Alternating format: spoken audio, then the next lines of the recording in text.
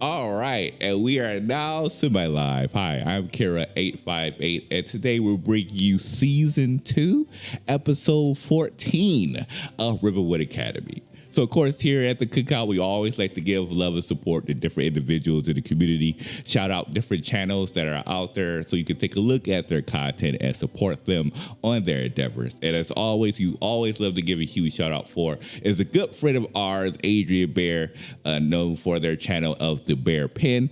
The Bear Pen has a variety of different TTRPG content, such as Blood of the Bayou, which is a Vampire the Masquerade content. You'll see D&D games coming up in relatively soon.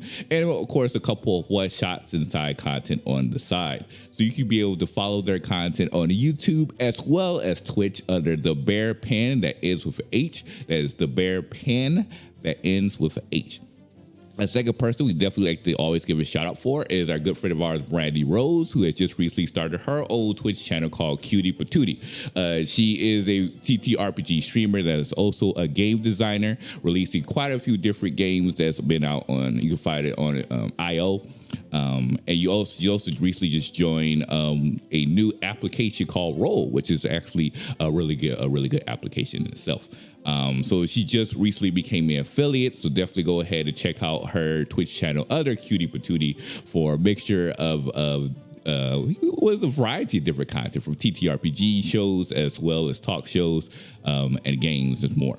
And lastly, we'd like to give a huge shout out for is Glyza. Glyza is another good friend of ours who also just recently became entered to the Twitch industry. She's, of course, been doing tons of different TTRPG content, but she just recently created her own Twitch channel. And just a couple of weeks ago, she just recently became an affiliate. So major congratulations on that. So definitely, if you're interested in watching TTRPG content with a heavy dose of romance, definitely check out her channel under Glyza. So with that said, those are all of the shout outs that we have for today in terms of announcements. Of course, the Cookout TTRPG will be coming back with quite a few different shows. We, of course, have Lords of Faerun, which will be coming out relatively soon, starting in February. Bonds Beyond Time will be coming out, as well as a few new shows that will be starting in February. So we have quite a few listing of content coming out in February and in the near future. So if you want to keep up for all of our TTRPG content, make sure to follow us on Twitter at the Cookout TTRPGs, or you can follow us on personal at the Kira858. And so with that said, we're going to jump right into our intro video for episode 14 of Rivenwood Academy.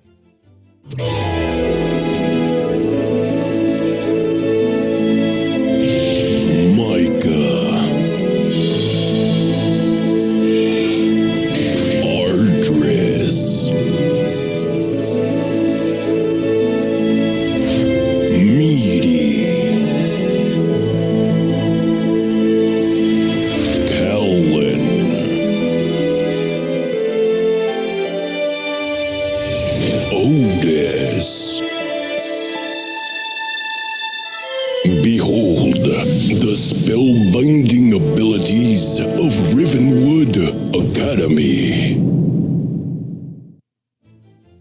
All right, and we are back.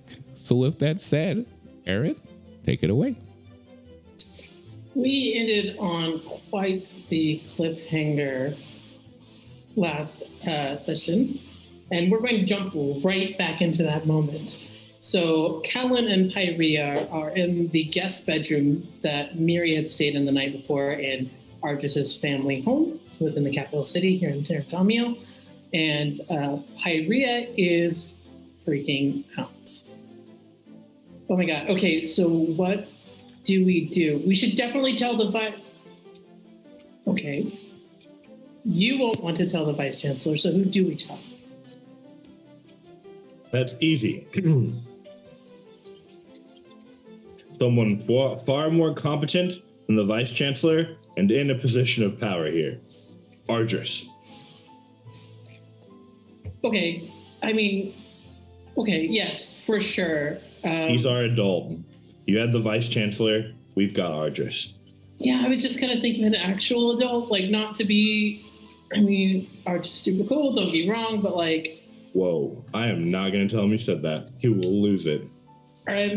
Maybe I will tell him you said that. I honestly don't think I care either way. Mary is stone, and I don't know what's going on. Yes, we should definitely correct that. All right. What about? Okay, we'll send someone to. I guess maybe some of his staff could find him. I don't even know where he is. Do you know where he is? Well, I think that there's an easy way to summon him, but it's a little bit bold. I don't know if I like this idea already. Just start breaking stuff. Just anything he wouldn't want us to do in his house. He'll appear instantly. I swear. Okay. Maybe in addition to this plan, we should let somebody from the academy know. Maybe, I guess Drogon, or... How about this? Will it make you feel better to stay with her here, or to go start contacting people? Because as much as I don't want to, probably need to split up at this point. Why? Okay. No offense. I don't want both of us to leave and then it to get worse without any way of anybody knowing. But I couldn't do anything about it. If I were here and then something happened, I would just be like, oh no. And there's nothing I can do. So you're on the contacting people job then. Okay, yes. Okay. Yeah, I can do that. Mm-hmm. So you're going to stay here. I'm going to stay here. Okay. See what I can figure out. You're going to go find the nearest Realm Knight, tell them that you're looking for Ardris and you need him to come back to his home. You're going to contact the school. Mm-hmm. You should try to find Bim, if possible. Or Bim's a great idea. Sorry, out of character was oh my goodness, I can't even think of his name now. The Doctor Strange. Loom was still with the Chancellor, right? Yeah, you have not seen Loom since you teleported to the Hall of Mages. Yeah. Or he would say Drogon. Okay. Okay. Find somebody in charge. Get Ardris. Get Drogon. Get Bim. Get everyone. Right? Okay. Sure. Maybe not everyone. Okay. The people that you believe will handle it more like me and less like you. Because no offense, we don't need the entire school in here freaking out that something's happened to Miri and they don't understand why. Less than helpful. We can have that conversation later. And she's going to head up there and she'll stop at the door and be like, for real? This has been a crazy day, but you're good, right? Yeah, mostly. All right. Well, just stay mostly until I get back. Right? No disappearing this time. Yeah. Cool. Then she'll take off. And Kellen will go lean his head against the wall after she leaves and try not to cry. Oh. He just goes. Yeah. I mean, yeah. And then he will actually go over and get closer to Miri this time, start inspecting, see what he can do, and casting detect magic, those sorts of things. Okay, remind me, did you make a medicine check last time? He didn't make a medicine check. He was making an investigation check, around the room, because that's right. He was kind of scared to get close to Miri and invade her personal space, but something bad is happening to Miri has now superseded that desire. Well, let's start with a medicine check and then follow it up with an arcana. I'm going to make a couple rolls in the background for how successful Pyrie is at finding people. Okay. So first, medicine is only 9. Arcana? That's true. Yeah. Arcana is 15. I can see that Kellen is thoroughly panicked, and the rolls are showing so. I want you to know that I just rolled for Pyrie 3 times, and the highest number I got was a 3. So, yeah, panic all around.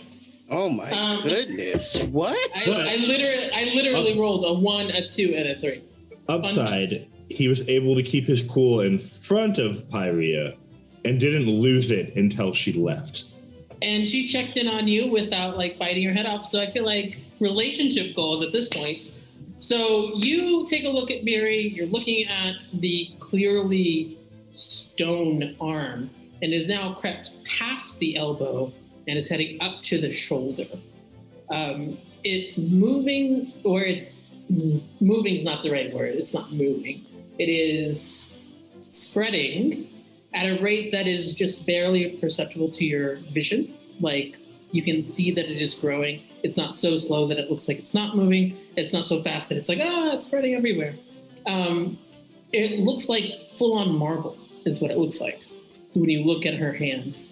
The rest of her body, from what you can tell, doesn't appear to be harmed. She's still breathing, just not waking up. And her arm, I guess that would be her right arm, is rapidly turning to just solid marble. That's what you can tell with those rolls. Would casting detect magic aid in either of those investigations? No. Understood. I will deduct my spell slot. Sadly, then. It is always sad, but hey, no information is sometimes information. While other things are going on with Pyrea and getting a hold of people, we're going to bounce over to Micah. Micah, you are currently in the Hall of Mages. You saw Otis leave with Drogon and Elliot and the rabbit formerly known as Nazareth. But you were kind of bundled with the rest of the students. Mm-hmm. What are you trying to do? Okay. So now that the atmosphere has calmed down a bit, Micah's first is just going to just do a quick perimeter field for the group to make sure everything seems calm, cool, collective. And after verifying that, they're going to continue their search for looking for what they could hopefully find a powerful wizard or mage of sorts. Make an insight check to kind of vibe check the room you're in. All right. Here we go. Boop.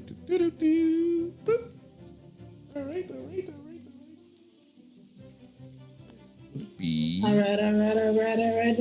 Please. Thank you for following me on that journey. That is 11. And 11. Let's see. Looking at the world from about waist high, what you notice is that everyone seems a lot more skittish. Mm-hmm. And there's a lot more of these tall, well-armored looking brown knights around. I'd say from the vibe you get, like, people are not actively panicked, but shook, we'll say. Okay. And so when they notice that they're not really sure how to be able to calm an entire group of people. I don't think that was ever really taught in their communications class? Like, was a lesson provided about like diffusing a crowd by chance? Interesting question. Mm-hmm. I'm going to give you a shorter flashback. I think last time went a little bit long, so I'll try and give you a shorter one this time. You flash back to class, and you remember that there was a day at school where people were pretty hyped up about going on missions. Your party wasn't allowed to go, but everyone else was feeling pretty amped, and the room was buzzing a little bit, and people were having trouble focusing. And then Loom came in, and Loom got everyone's focus by asking a question. So he came in and he did something that was surprising and then asked a question that required people to focus in on what he was doing. And that helped the room to kind of calm and focus a little bit. I think that's about all you can remember from that book. Was just kind of given like the insight that you had. Kind of roll that into this. You remember he did something surprising, and he asked some sort of question, and that helped people to focus on him. Okay. In flashback. So with that,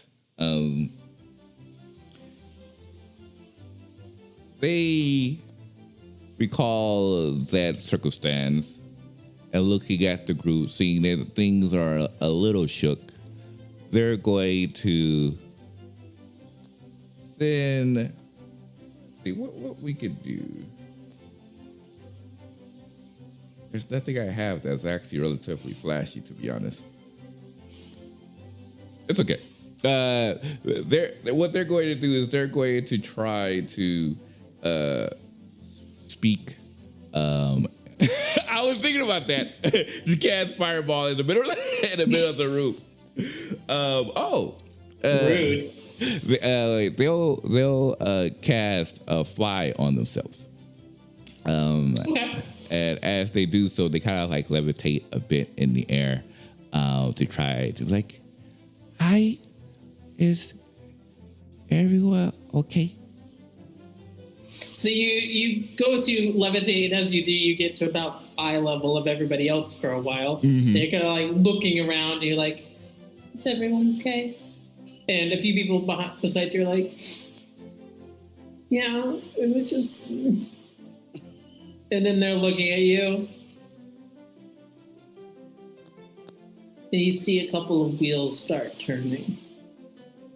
So there was a bad magic thing that just happened. And now you're flying. And people are split about how they're reacting to it. Some people are reacting quite positively, where they're like, hey, yeah, no, we are magic students. What are we doing afraid of magic? And other people are going like, oh, is this the next one that's going to happen?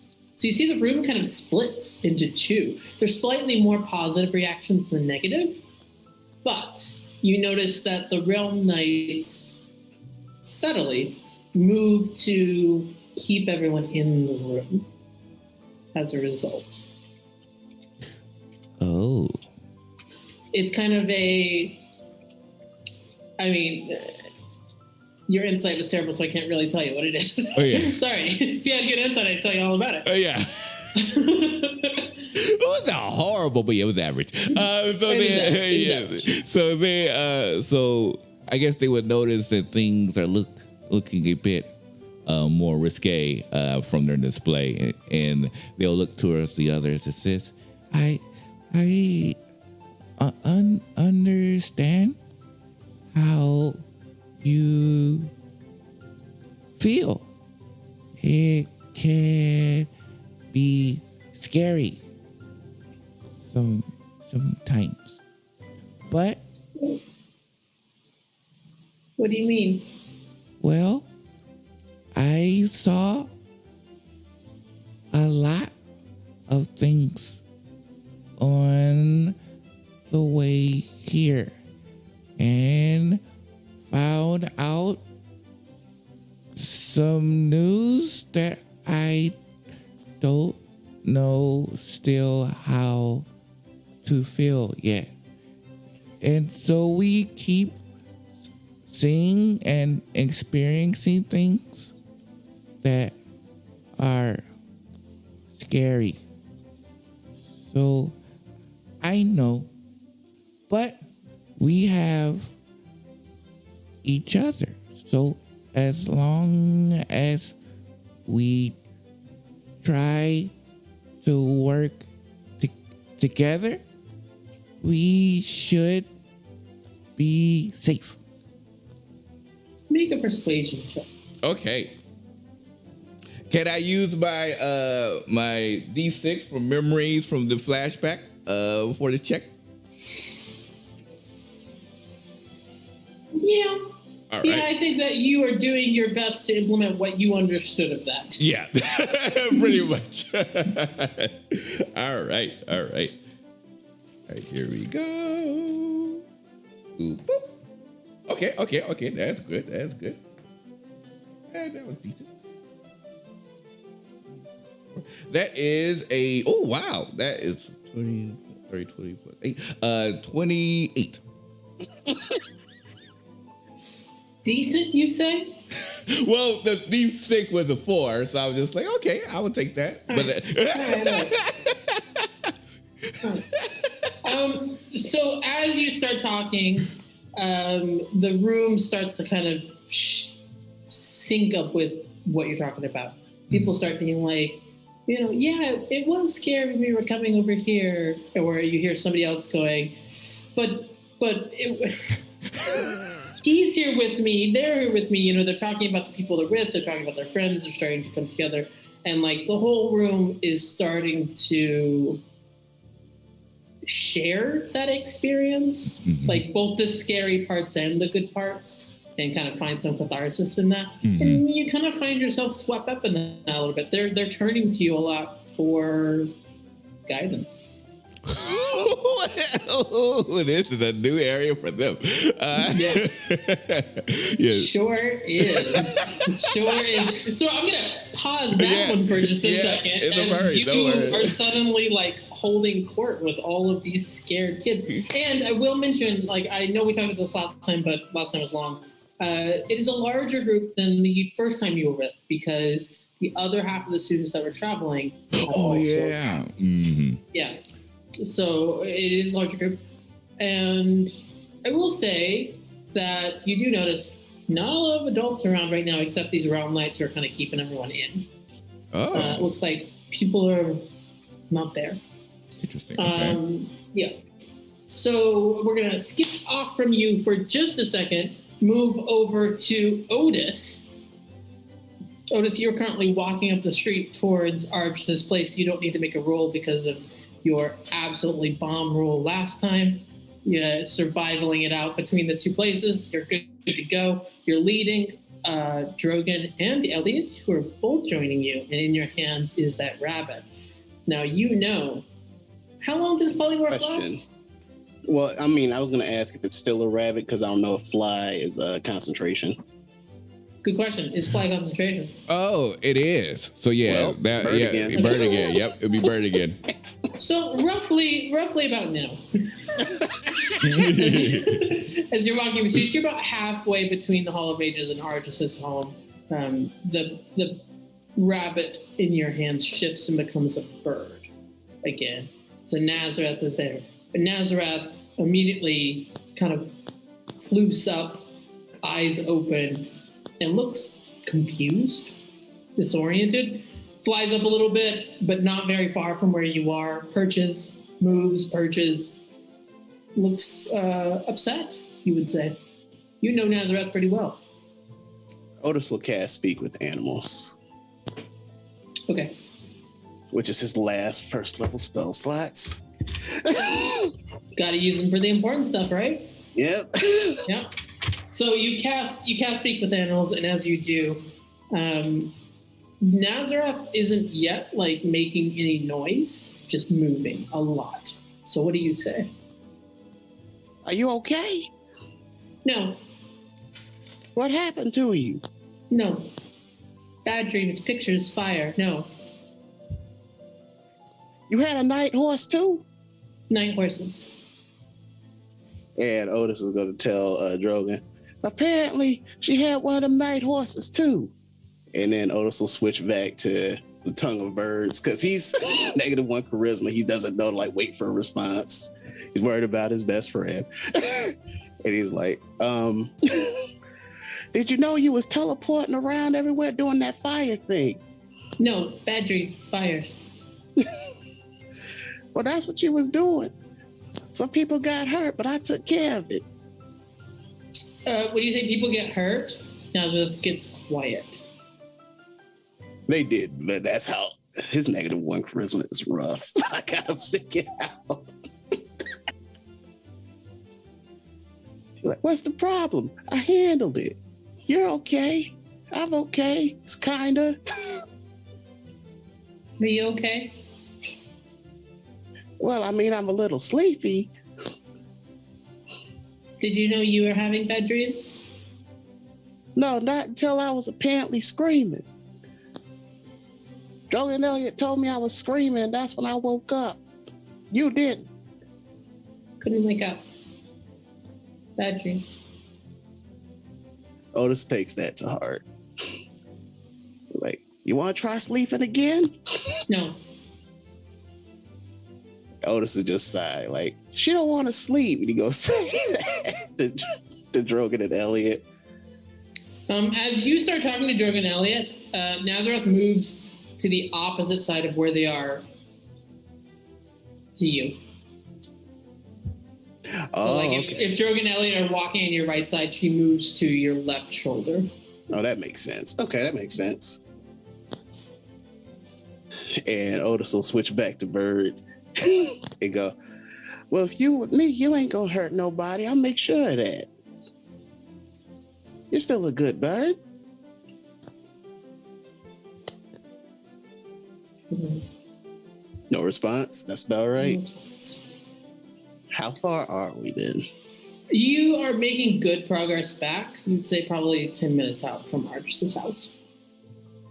Well, in that time, Otis would still be trying to like comfort and pet Nazareth as he would have Azarath, like what he perceives as normal. Trying to stroke her feathers and everything like that, and just talking her through it. It takes till almost you've arrived at the gate before Nazareth relaxes any into it. That's about. She's super standoffish as you try to do this, and then slowly, like right as you're getting there, she's starting to allow it to happen. She doesn't seem any calmer, but she's connected with you a little bit more. That's good. So as we get there, well, oh yeah, I'm sorry, I'm not the TM. I'm sorry. No. Tell me. I want to know what happens next. Drogan and Elliot, while you've been doing all this, have been giving you a little bit of space. They're walking with you. Your passive insight's quite high, right? Like 18? Yeah. Yeah. But he's still distracted, so it's your call. No, I think that neither of them are subtle men. You would realize that they wish they could do for you what you are doing for Nazareth. But they're trying to give you the space because they can't do anything about it right now. And Otis, with his lack of social intelligence, will be able to know that's the intent. I think so. Like, they have not been shy about hugging you and telling you that they don't want you to leave and like that you always have a place with them. They have been really overt about it. So I think you probably wouldn't be able to pick this up off of like any other people, but for these two, you know what that means. Okay. Yeah. But again, that -1 charisma, he wouldn't take him up on it. This Gotta is live on that. Gotta live on that charisma. Ever. I think right as you're hitting that gate, Drogan reaches out with one hand and puts it on the shoulder that Nazareth's not on, and just kind of holds it there for a little bit, gives you a little squeeze as you're going in. Otis would look up at him and be like, "What?" But not aggressively. I just wanted to check in with you and make sure that you and Nazareth are both all right. Oh, she's starting to be okay. I'm still sleepy, but whatever. We're going to see what's wrong. That's, I guess, all we can do, right? Yeah, that's all we can do. Otis will actually say a little bit more calmly. All right. Well, then, is this your... Oof. I don't know if they're going to want me in this place. It looks mighty fancy. It's a lot of glass. I don't... You coming in with me? Otis says like an order. They both look a little bit bashful about it. Like, this place is not only opulent, but also delicate in terms of the way that it is constructed. And both of them look like very aware of themselves. But they follow you inside the gate. And we're going to pause you right there as we bounce on over to Ardris. If Ardris is back.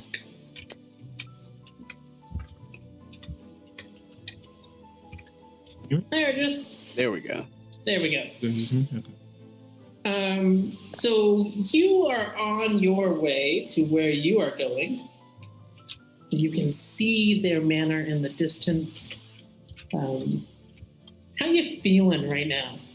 Like, this is the geographically closest you've been to this place in a very long time. He has for the first time in quite a while. He's genuinely excited about this. It's not. There is a bit of a hint of the kind of youthfulness that he has not been showing in quite a while. Yes, absolutely. So it's beautiful and gorgeous. You've had to go through basically. They live basically on the opposite of the diplomatic or governmental worker kind of district. So these are nicer, fancier homes made for, the various nobility or people of power and or interest, like people who are regular trade or ambassadors of this kind of stuff. They've got homes here. They're not generally permanent homes. They're usually like their home in the city, and then they have their permanent home somewhere else. But they live way over on the other side. So you've had a nice little walk through gorgeous, gorgeous district, and you are getting so close to that gate.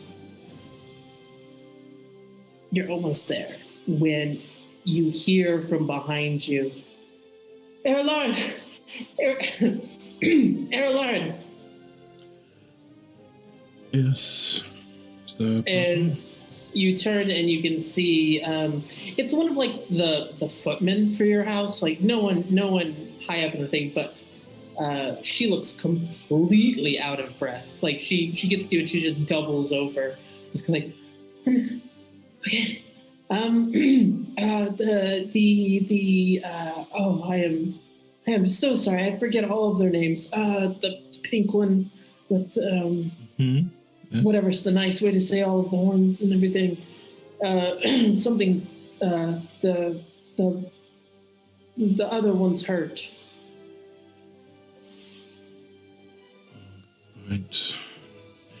All right, we shall head back. Have you alerted anyone with more knowledge of the healing arts than myself?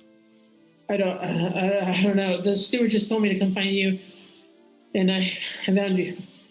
Whew. Take a moment to breathe. I will have to send a message, and then we will return together. You are less than 50 feet away from where this gate is. He is, for the first time, he is visibly frustrated. He is actually just for a moment that the ability to kind of mask his feelings has abated. And he will cast sending to this individual and say, "It appears that I'm being summoned to take care of the children. You are more than welcome to meet me at my home." And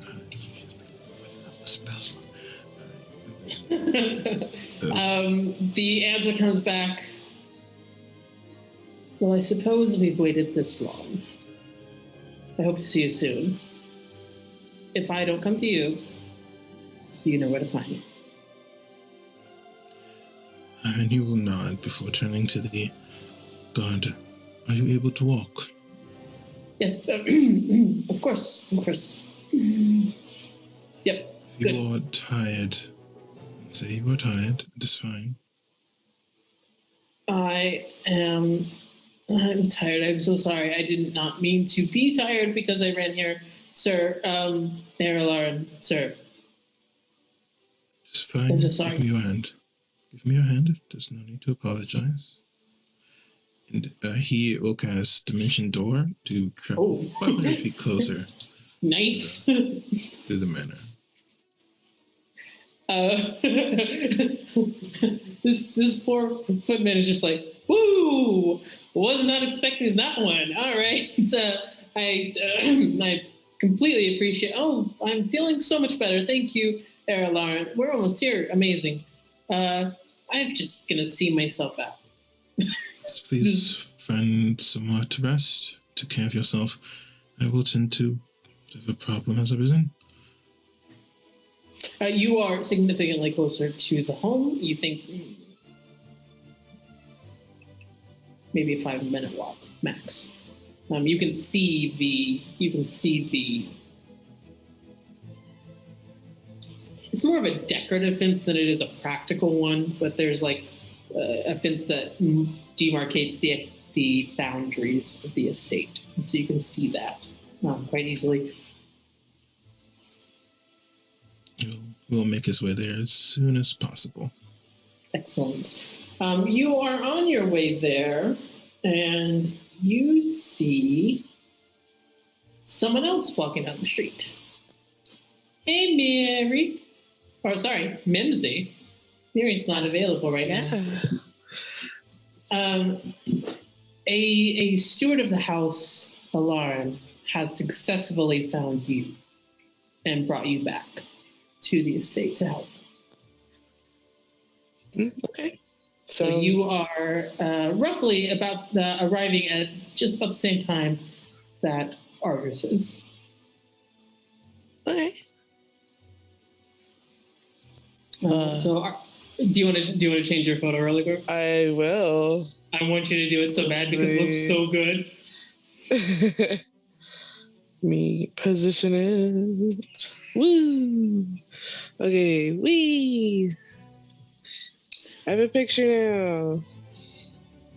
Or just as you walk up, you see our familiar orange-skinned gnome, Bim, who is arrived roughly the same time as you, with Otis just a little bit ahead of you. I see it doesn't appear to be any of you. I was informed that someone was hurt. Is that correct? Yeah. Yeah. Mm-hmm. Who is hurt? Don't know. I was just told to come back to the estate. Right, come, follow me. Follow, yep. So you guys walk in, and you can see there in the garden is Otis, Drogon, and Elliot, and a very nervous-looking Pyrea who is standing next to your kind of chief of staff, who is attempting to calm her and to relay information, but it's a little bit of chaos. Right. Well, I can see that it's none of you. Who's hurt? What is the situation? Oh, Someone's hurt. Erlan, it's Mary. Kellen's upstairs, and Mary's like, it's really weird. Her arm is like turning to stone. Otis is gonna bolt up them stairs the moment he hears it's Mary. Yeah. And Drogon and Elliot are just really awkwardly standing in the garden, like. Dim will wave. Right. Well, for Hey, now, Hey. I'm sure that these two receive whatever it is they need to be a bit more comfortable. If possible, send a runner to find someone with knowledge in petrification. I will see what I can do for now. Of course. And so your chief of staff heads off. A couple of people like make a nice little kind of picnic area for Drogon and Elliot outside underneath the tree, and they just kind of sit down and look awkward about it. And I assume the rest of you are heading upstairs to where Mary is. Otis definitely has a head start. I am not. I'm there. Kellen, you're sitting there looking at her going, all right, she's breathing. That's good. Okay, she's still breathing. Still good. Yes, she's still breathing. Still good. Whack! The door slams open with Otis. Oh. Just you. What's wrong with Mary?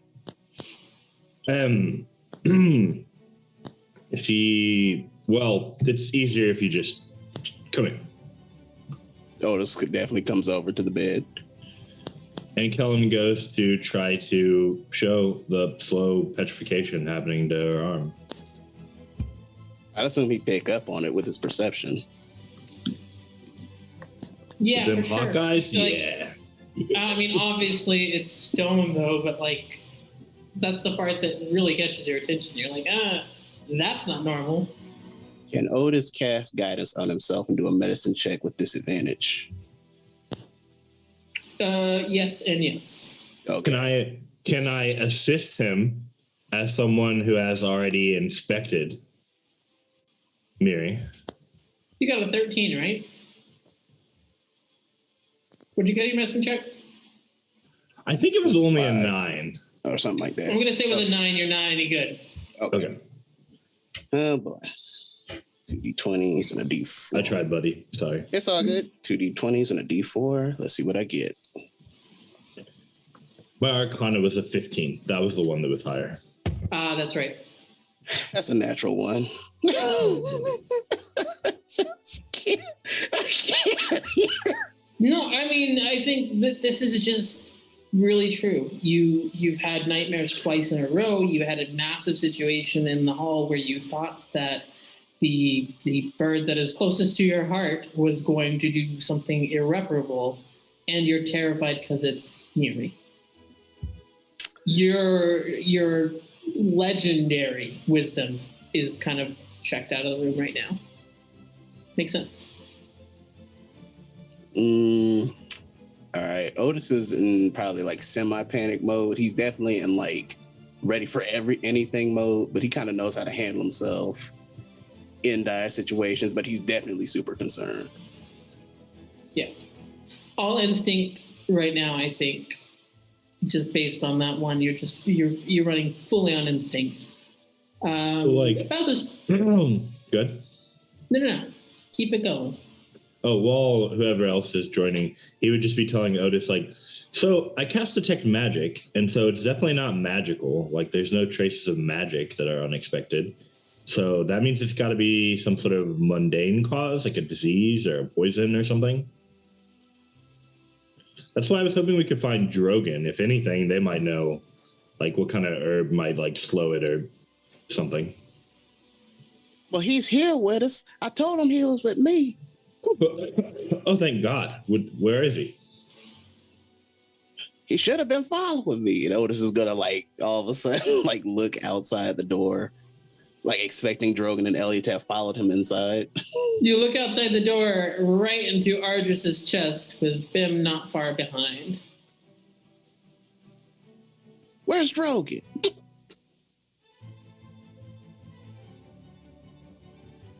I'll some other refreshment. Why? What is the situation? He's supposed to be with me. Something's wrong with Miri or whatever. Something about her arm turned to rocks. I'ma get him. You know, it's just gonna storm out of the room and go get Drogon. All right. Your Miri is slowly petrifying from the arm. It's non-magical in origin. Good. I would like to examine the body to see if there's anything out of the ordinary.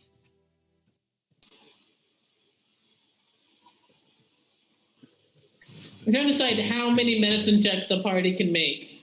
I'm not doing medicine. I am literally looking like if there's like a stab wound. All right, sure. I'll let you make this second investigation check. Everyone's knowledge of medicine is different. Just 30-20. 30-20, nice. When you look, you do not notice any overt symbol, like signs of external injury on the like parts of her body that are not already marbled. You do remember that this is the same hand that was starting to become marble before. And you wonder if your previous intervention perhaps only delayed what was going on rather than curing it. This is difficult. Unfortunately, I'm not an expert on petrification. Do I know anything specifically about this? Exactly, or at least how to begin doing it? Or am I just outside of my study? I can't think of any part of your studies that would be directly related to this. However, Bim is in the room. Bim, I would like you to make me first an Arcana check. Yeah, I'll say first Arcana and then History. Okay. Can I assist because it's an Arcana check and I am an expert at Arcana? Tell me how you assist. He would just be kind of going down everything that he knows generally about petrification, like just kind of like a rote recitation, like petrification was first discovered 200 years ago by so and so, and they discovered that it does this. Just kind of like a Great. basically like a fact of petrification, hoping that something will trigger his own mind. I love the idea of like you going to a professor and being like, "Let me tell you what you taught me. Let's go." Although you did not learn directly from Bim, so you don't know what Bim knows. You don't need to know what Bim knows. Yeah, sure. Take your advantage. It's fine. I think with all of the magical people in this room, if Ardris doesn't do it, Kellen will. Like between the three of you, you will have thought about this. Ooh, that's better. Let's see. That would be a 21 now. Okay. And the history? History? I didn't roll that one yet. Oh. 25. Nice. All right, so with all of your combined knowledge, you're all looking at it, and Callan's like, it doesn't make sense. It's not giving off a signature of magic. And so you're considering all of the ways that this could happen. And you know that petrification isn't necessarily as a response to a magical cause. It can also be basically like a poisoning. And this is the after effects of your battle at the seal. But Bim, I sent you a thing. You know that for a magical cure, it would take a lot of magic. Uh-huh. And you also know what I just sent you. Mm-hmm. So, magic's gonna be it's gonna be tough, but I do know of another way. But it's a little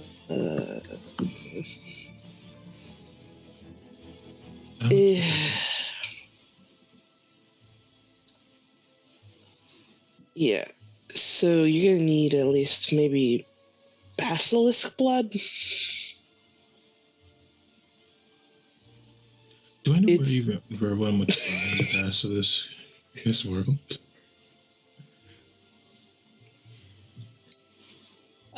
Make a history check. Basilisk blood will it's a key ingredient to cure petrification. 16. 16. You have heard rumors that there is to the north a place within Therian that people don't go.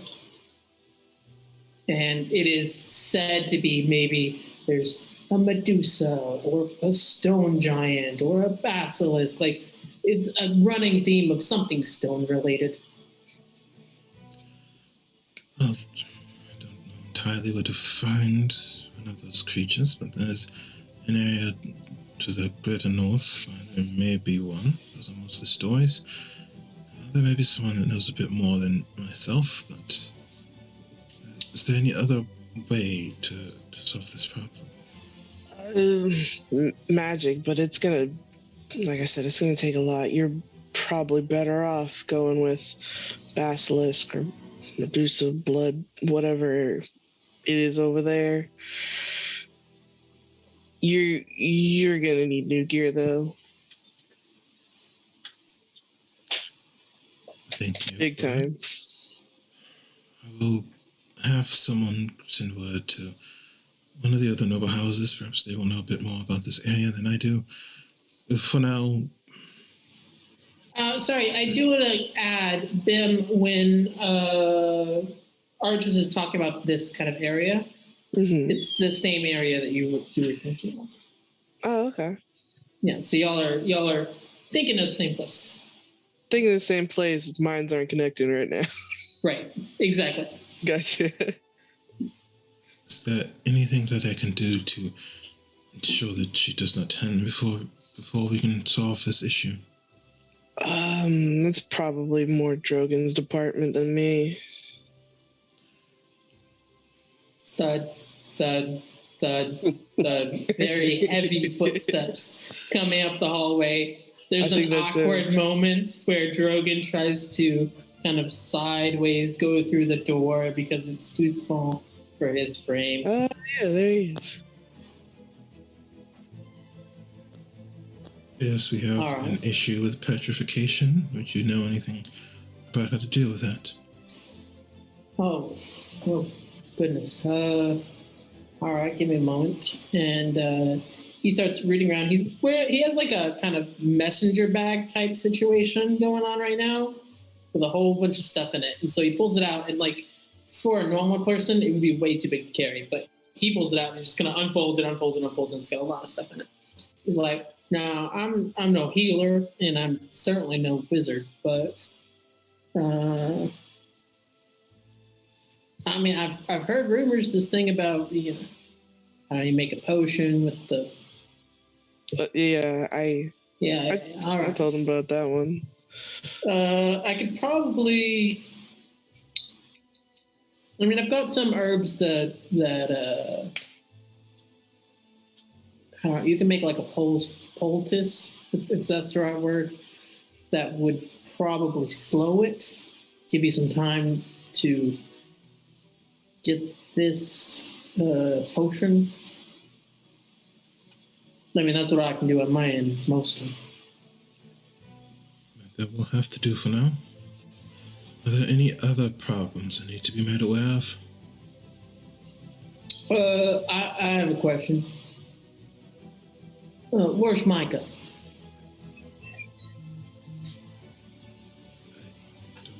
I don't know.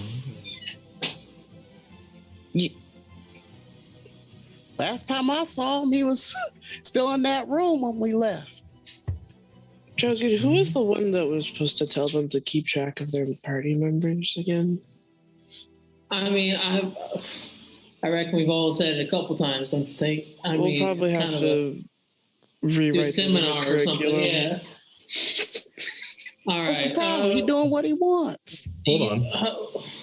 In our defense, they have a habit of walking off on their own for pleasure walks, and that's definitely something that we encourage in 8-year-olds for sure.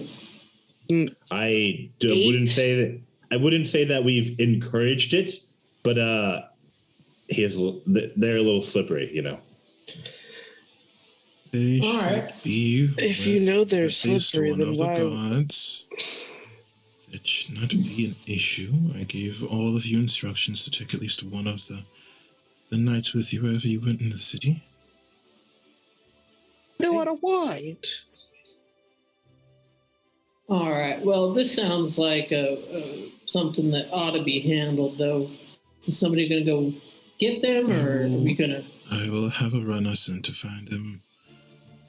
For now, everyone should leave this room, just in case this problem isn't as contained as I would like it to be. You mean, like, you think it's going to spread? It is possible. It's in theory. Well, she can't really, like, sneeze, so... I ain't going nowhere. That's a pretty terrifying thought, but Otis, I'm gonna ask you to step out. I'll be here with her. I'll take care. You got the more important job of getting the actual cure. You understand? That would be a tough check, especially considering how bad he rolled and he's exhausted and he's flying on instinct. They might have their first fight. I'm excited. Yeah. Yeah. They need somebody who knows it. Otis, you tell me what you can do right here, right now to help her. I don't know. I got magic or something. And? Magic helped me out before. It'll help me now. This one isn't magic. I mean, it seems like if you were, I don't know, a grand cleric of the something or another, maybe you could do something. But sometimes you can't just throw magic at things. You gotta, I don't know, find the stuff for the potion or whatever. Magic is the answer to everything. The potion of Medusa, Dragon, by the way. It is the potion of Medusa. Look, I'll be right back. I'll go find the runner or whatever. I gotta go tell a girl I'm about to leave. Again.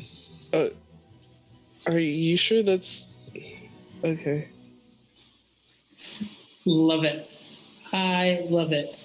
Aaron is happy. So, while Drogon and Otis are having this weird fight, Kellen, you slip out, you go downstairs. Pyrie has moved inside, is kind of sitting at that beautiful dining table that y'all had breakfast at not too terribly long ago. And she's just sitting there with her head in her hands. He's gonna go kind of put his hand around her shoulders. Oh. Hey. Hey. They fix her up yet? Not exactly. Yeah.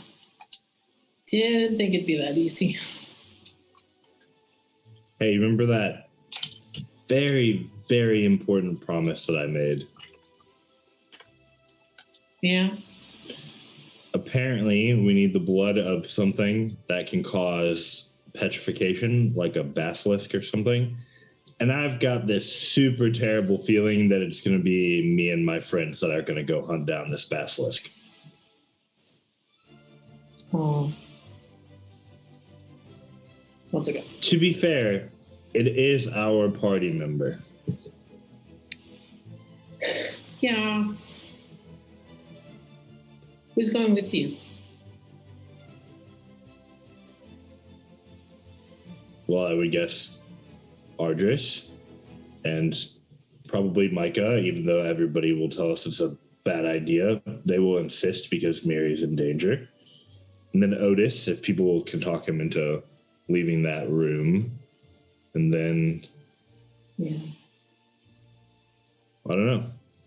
Whoever else we can convince, I suppose.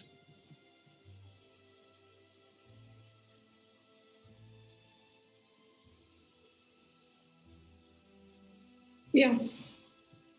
I'm not going to ask you to come get into a fight with the basilisk.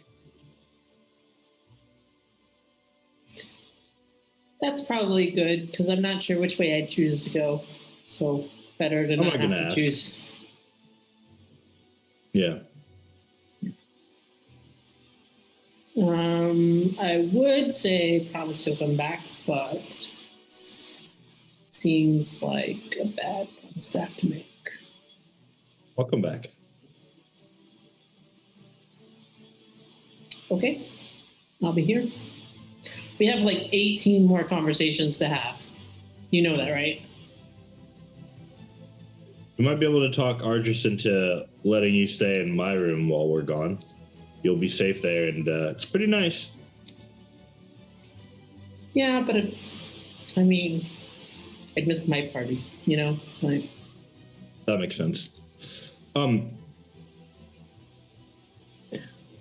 got to go find a runner because we don't know where Micah is, which is a really bad habit that we have, apparently. that is a pretty bad habit. You can just ask him, though. And points at the chief of staff, who's just been very, very quietly standing in the corner.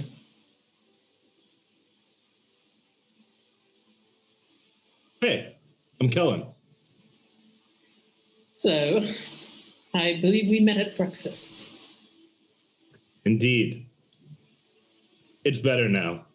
He points to, like, him and Pyria clearly having a more pleasant conversation. Very good. I assume that you wanted someone to go find the young child. Yeah. Excellent. I may have already sent people to do this. While we were talking about the young child being missing. I did a little head count, one might say. You're efficient. I bet Argus likes you a lot. Thank you. I endeavor. Well, I guess I'm going to sit here and chat with you, Pyria, because I've got a strong feeling that people are just going to be mad about me exacerbating the problem if I go to try to help find Micah, so I'll wait here. And the chief of staff, like, very discreetly kind of just walks away, like, back over in the corner a little bit. We don't necessarily have to play out the scene now, but while he's waiting, Kellen will say, okay, what's the second conversation? Oh, okay. We are going to come back to that conversation. Because there's 18, and which one comes next? We do a little bit of time magic here. Fast forward over. Micah, you've just finished your kind of grand spiel, like your big speech, like do it for Rudy kind of moment where like the whole crowd is like with you and everyone is kind of vibing with you and it feels really good. People are listening to you when you talk. There's like a genuine smile on their face because one of their biggest insecurities is the way that they speak and the fact that their conversations is somehow not being ridiculed but actually is reaching out to people. You can kind of see like their fingers fidget behind their back because they're trying to keep in the excitement. Which is relatively rare for Micah to be experiencing a strong burst of emotion like that.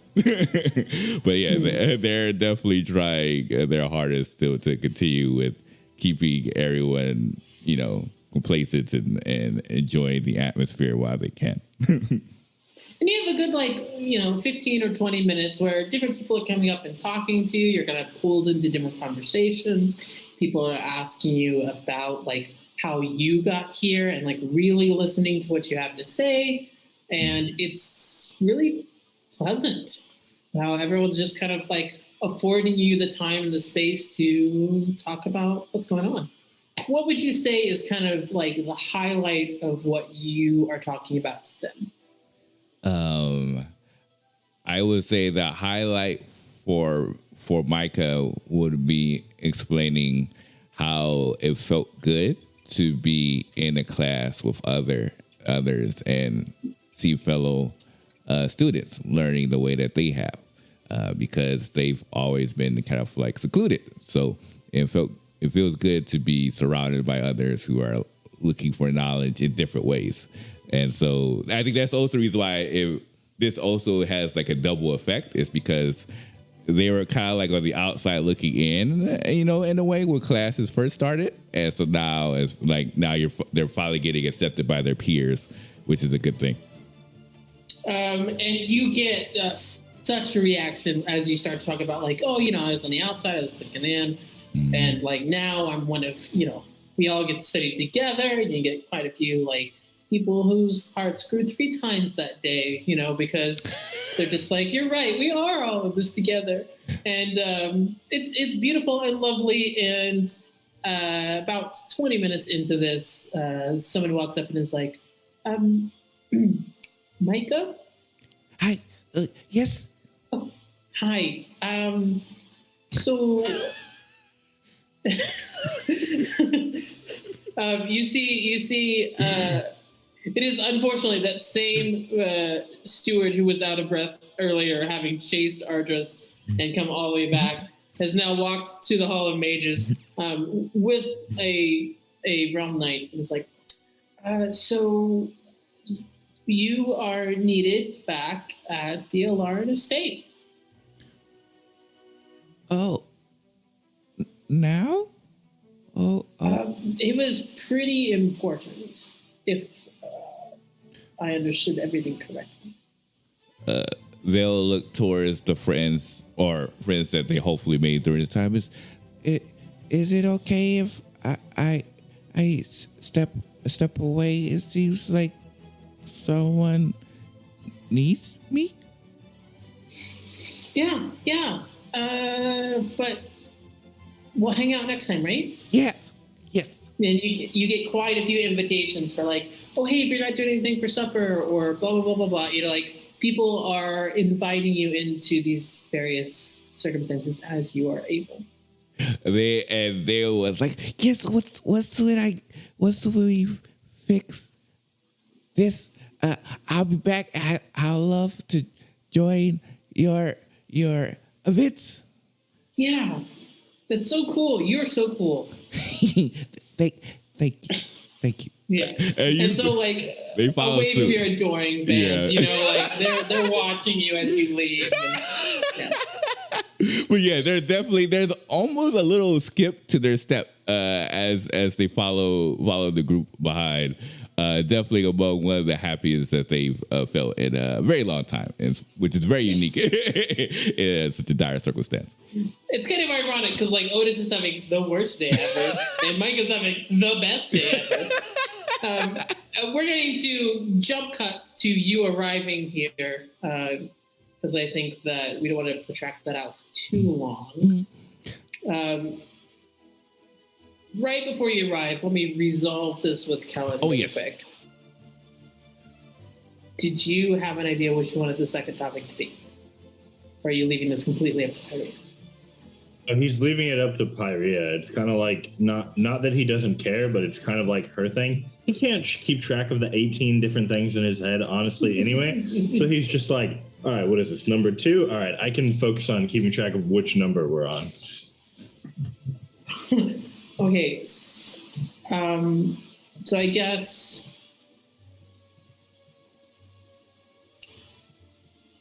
okay.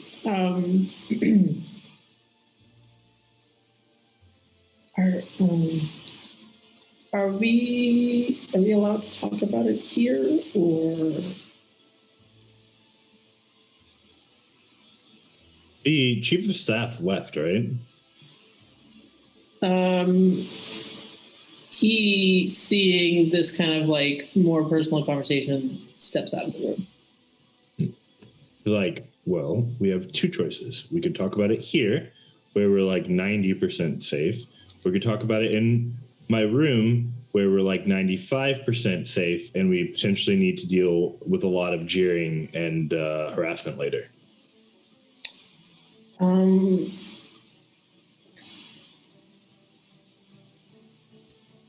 95%? All right. So she'll follow you up. Yeah. She'll follow you up. I assume that you're actually closing the door this time instead of keeping it open. That's where the other 5% comes from. Yeah. No, he doesn't do anything else. Okay. So she kind of like sits down. Yeah. I'm gonna be a tad ridiculous. Wonderful. I'm going to sit in a position where I can watch the window, and I'm going to quick cast alarm, not as the ritual, but as a prepared spell in front of the doorway. Okay. So on the outside of it, if someone were to walk by, a mental chime would go into Kellen's head. That way he can cast or walk in. So it's going to be like, it's like a little bit circle. He's going to get it like a little bit in front of the doorway. So in his mind, the way he's thinking about it is if someone walks by his door, it would chime. But when he hears the chime, he can look to listen to see if the door opens. And then he knows someone's coming in. So there could be false alarms as people come by, but it's really a trigger to look for the door and prepare for it to open.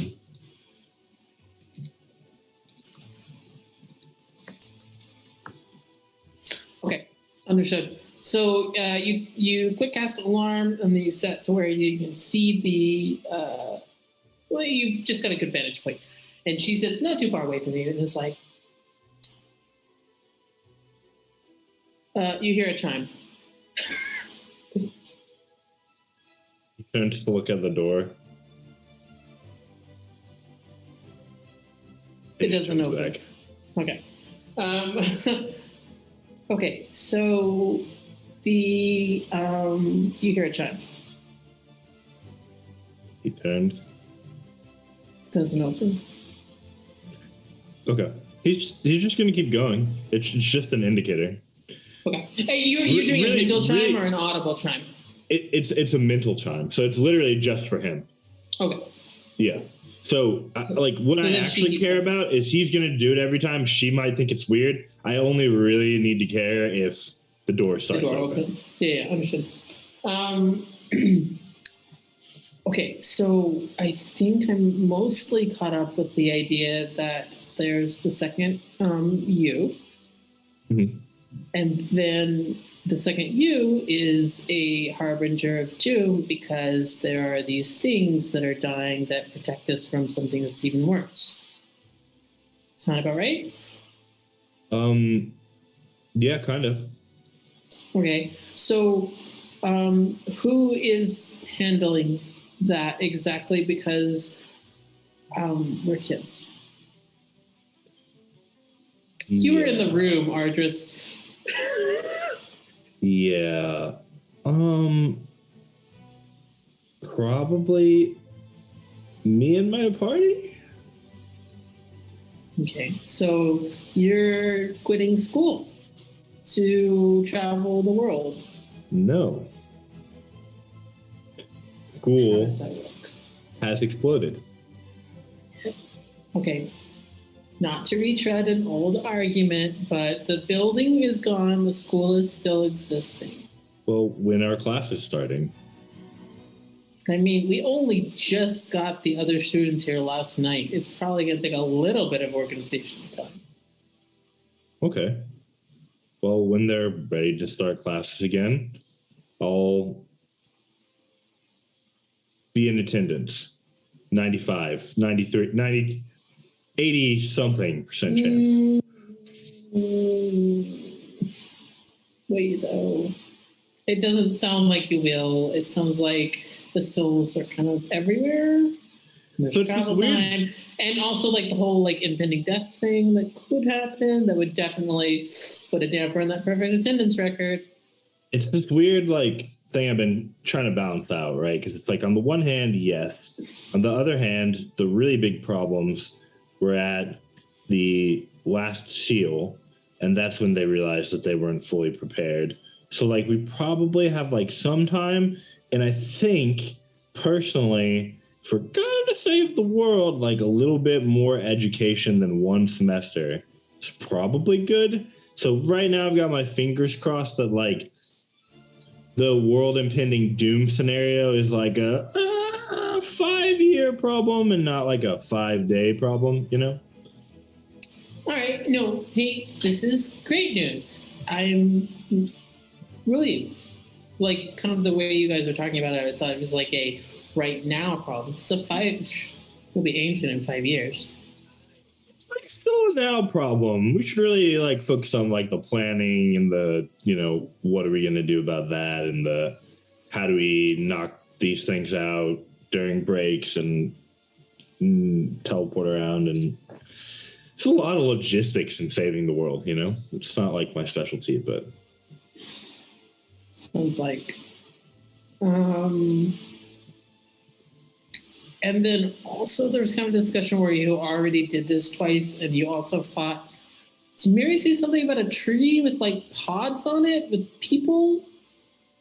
yeah. Super creepy and also way more dangerous than my personal mission with my party to make sure a boat made it to another place. That was pretty cool. I think I saw a shark at one point. Right. So, I think the missions from school are different than world-saving artifacts. So, that does make sense. That feels a lot like a diversion from my real point of the incredible amount of danger you've been in, really. Yes. Okay. Just so we're on the same page, you know. Yes. I'll be honest, I'm just kind of like wrapping my mind around it again because I'd really gotten used to it until you like pointed it out over the past like week or so here.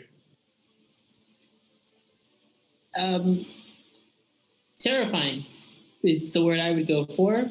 Horrifying in equal measure, and also insane. That kind of rounds out my top three. That's the neat problem with humans. We're super adaptable.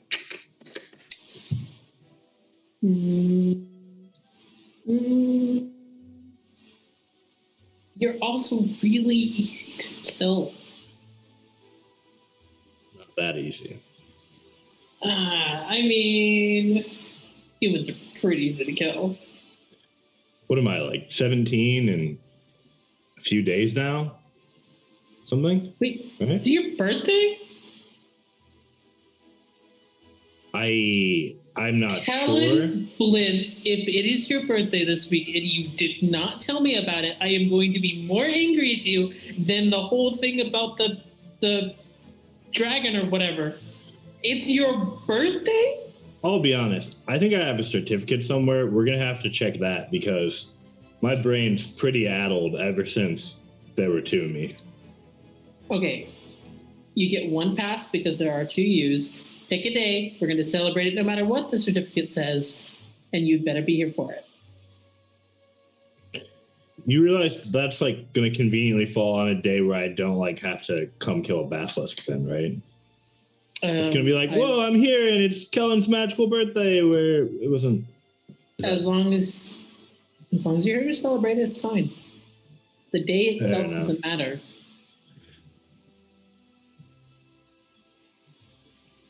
All right, on this terribly downer note, pick a birthday. I'll make it a good one, I promise.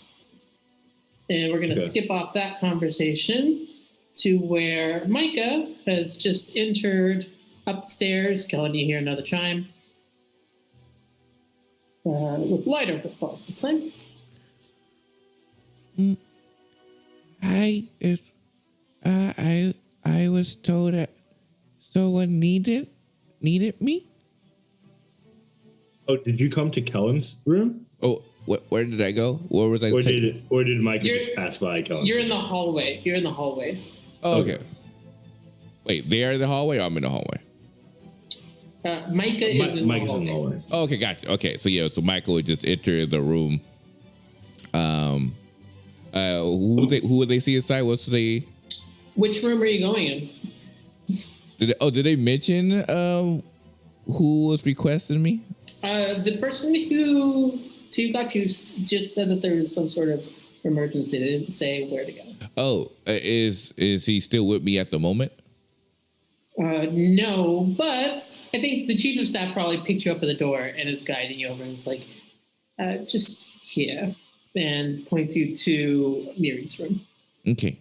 So they'll open the door and Another chime. enter inside. Chief of staff went back downstairs. I get it. Yeah, so Michael will walk inside Mary's room, and who will be inside again? Ardris and Drogan and Otis right now. Oh, I was told someone needed me? Otis is too busy fighting with Drogan. Listen, I understand what you feel. All right, I get it. But you're a kid. It's not going to do you any good moping around this room. There's nothing you can do about it. If you want to help her, you go with your party, you keep them safe. I was tasked with keeping everybody safe. Yeah, and what are you going to do when Ardris and Micah and Kellen all go get themselves petrified by basilisk because you're here moping? Wait, what? I'm sorry, Big Dog. That was too genuine. Hello, Micah. Sorry, Otis and I are just having a conversation. Okay. I'm confused. Wait, who's petrified? What? I'm sorry. What? Mary turned into rocks again. Otis, Why? I know that you are not the most tactful of people, but come on. Oh. Ardris, Otis, Micah, why don't y'all go find Callan? Y'all can have a good old talk about what you're going to do. Then maybe you want to take him out of the room. I do what I want. You can't And you're just going to kick do me what out of I here. want this. Oh, boy, I can. I like to see you try. I will have all of you escorted from here if you do not stop your arguing. We will leave her to care to the people who can actually help her. The rest of us will leave and begin to prepare for this trip and to ensure that we're able to take care of things in the most effective manner. Then he will turn to his chief of staff. Please notify Lady Vinfina that I will be leaving here soon. Let her know if she knows anything about the potential rumors in the north around Basilisk or the similar creatures to notify me of what she knows as soon as possible and express my sincerest apologies. Of course. And you hear a chime and another chime because he came back and he left again. He heads off in order to pass that note to the Vinfina estate, or to Lady Vinfina in particular. And the rest of you are going to what room? Oh, Otis is still trying to stay in the room. Because like, oh, if Audra said it, then I'm definitely doing what I want. I'm going to have the guards escort you out of this room. I like to see them try too. Just. It's fine. Let him stay for a little bit. I'll send him on when he's ready. I mean, Everyone else. Airlard or whatever. Y'all are still my students. I'll get him ready to go. Everyone else, we are going to leave now. Okay. They'll take one look at Mary. And then before they go, they'll just grab like a little warm towel and then like place it on top of their forehead, knowing that it's probably not going to do too much, but just to give them some comfort. Says, we'll be back. We promise. And they'll head out. All right. Sorry, I misspoke. Ben was not in the room, but the rest of you head out. Okay. So Otis and Drogon stay in the room. The rest of you are going to Kellen's room or to find Kellen and go elsewhere. I got a little bit confused there at the end. We have a room for this, for conversation. Sure. Maybe knock on the door. You still haven't seen them, but you all managed to head that way. I think this is probably a pretty decent place to take a little break. All right. You've all managed to find yourself in the same room. Congratulations. Bim, are you there? I have no idea if that was a yes or a no. I am wherever I was left last. Okay, so you see everyone heading to the same place. Okay. So I don't know if you're following or not. Is Pyrea coming with us? Yes. Okay. So the only the only two people who are not currently with you is Drogon and Elliot. Elliot's outside, Drogon is with Miri. I am holding her hand to be a source of comfort. She is trying to extend you that same comfort back. Nice. Thanks. Bim is going to follow, but forgets that the invisibility is still on. Okay. So you all end up in this room. Ardris, you had mentioned you want to do some identifying. Is that still true? That's correct. All right, talk to me. What are we identifying? The rest of you. Going down talk the about list. stuff. Right. Identify. We're starting with the sword. Okay. Right. This Spyhander is exceedingly rare.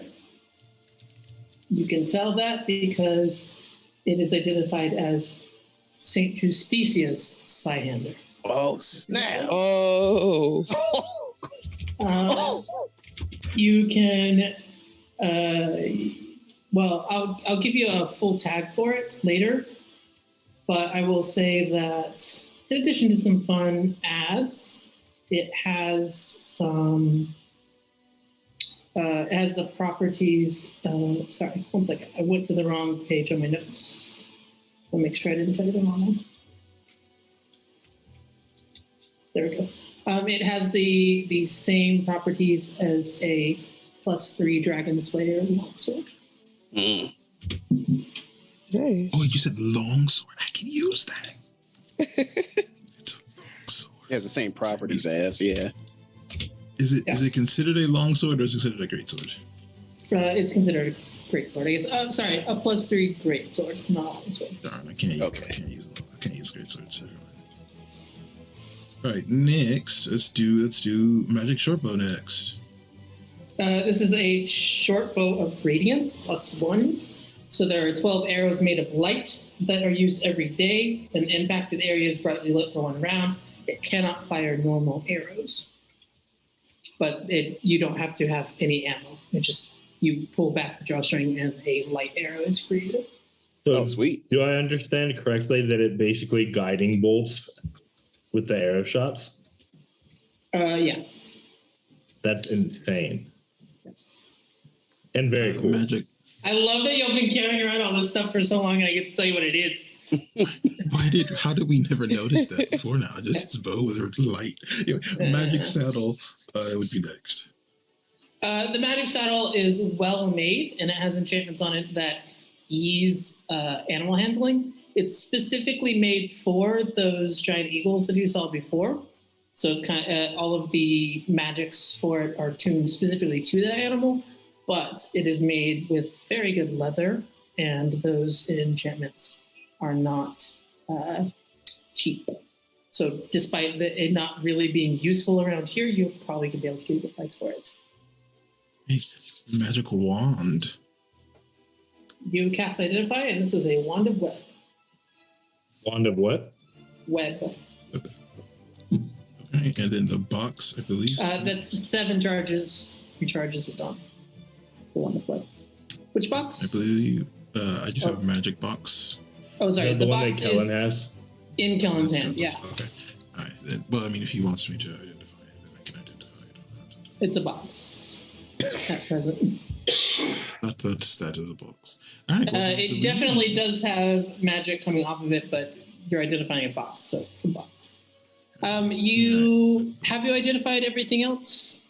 No, you have not. I got a whole list of things here, my dude. Which one am I missing? I have all of them on my screen. The chain shirts +1. You have not identified the Horn of the Fallen yet. Oh, God dang it. Yes, the Horn of the Fallen is next. It's kind of the big one, or one of the big ones.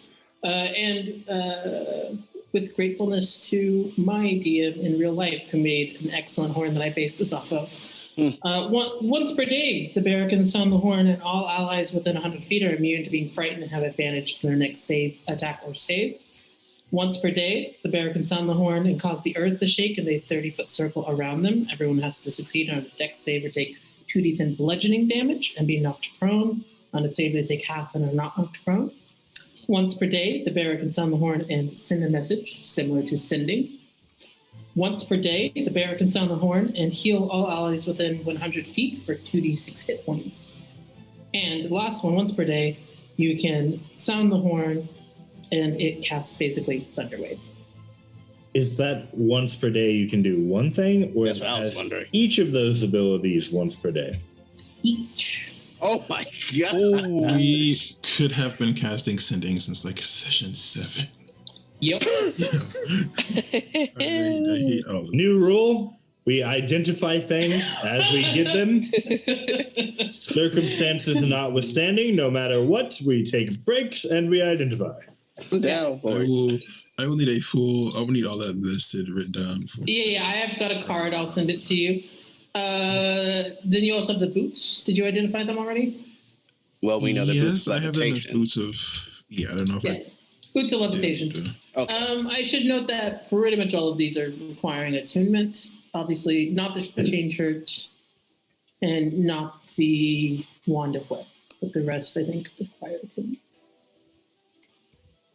Right, well, now we have finally taken care of this. I would. Sorry, I'm gonna pause you for just a second. Kellen, are you gonna doing anything with that box? He would ask Bim about the box. Yeah, he would ask Bim about the box. He would say essentially, I tried, but apparently I need to practice. Could you see if you can help me open this? Bim is still invisible. Did I know that Bim just randomly went invisible? I don't think I did, so... Okay, fine. I guess I don't ask Bim. Bim, you are in the room. Mm-hmm. So I think you're invisible, but you said that you didn't know you were invisible, so you can talk. Bim forgot that they were invisible. Just followed everybody and was like, oh, okay. Yeah, so you hear a voice looking from at the box. What? I didn't hear you. Kellen, are you looking at the box? Oh, he had it. He was carrying it, yeah. Okay. You should try and open it. Keep going. Huh? What? Bim? Yeah? Where are you? Oh, Bim's gonna drop visibility now. Oh. Literally right here. Kellen's just like, I love that spell. And then he takes like one step back. It's like, could you help me open this? I tried, and I guess I still need more practice. I think you can get it eventually. But I need to open it so that we can have whatever's inside. It could be important.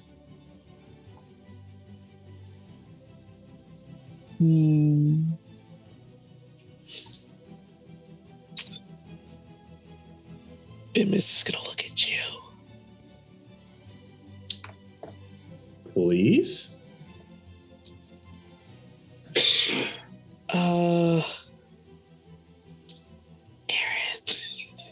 Go for it. All right. I will. Bim is currently has the Thieves' Tools as the focus item. So you roll it with advantage. It'll be sleight of hand. Gotcha. All right. I'd like to guide Bim. They don't need it, but go ahead. I want to see how high we can get this number. Now I want to see 2 natural ones. You also have something that if it ends up being under an 8, please let me know. Oh no, it's not. Okay. Initially, right now, 31. You got the D4? I To can. unlock space time itself. 35.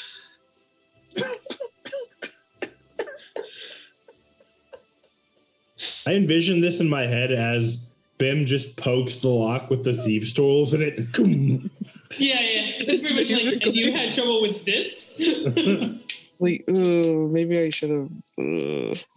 Okay. You do notice as Bim does this, one, they make it look so easy. So easy. 2, there was clearly an arcane lock on this that Bim didn't even notice because they're that good that they just popped it anyway, but you notice as it kind of... If identify, it would not identify, not show things like that? I guess it might have. Okay. I kind of thought that he walked back doing the box because it was a closed box, but... Fair play. All right. Here you go. I think I need more lessons. Probably, yeah.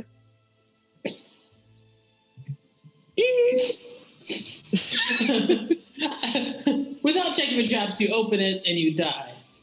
Oh no! Inside Fair play. is... I'll be working on the next character. Inside of it is an amulet. It's very beautiful. It is wrought in silver and like this kind of, it's like onyx flexed with little bits of gold and silver on the inside, and it looks like a constellation. Check magic. Very magical. Do I get a relative sense of the power of Aurora? Give me just a second. I always forget what's With magic. yeah, what School of Magic this one is.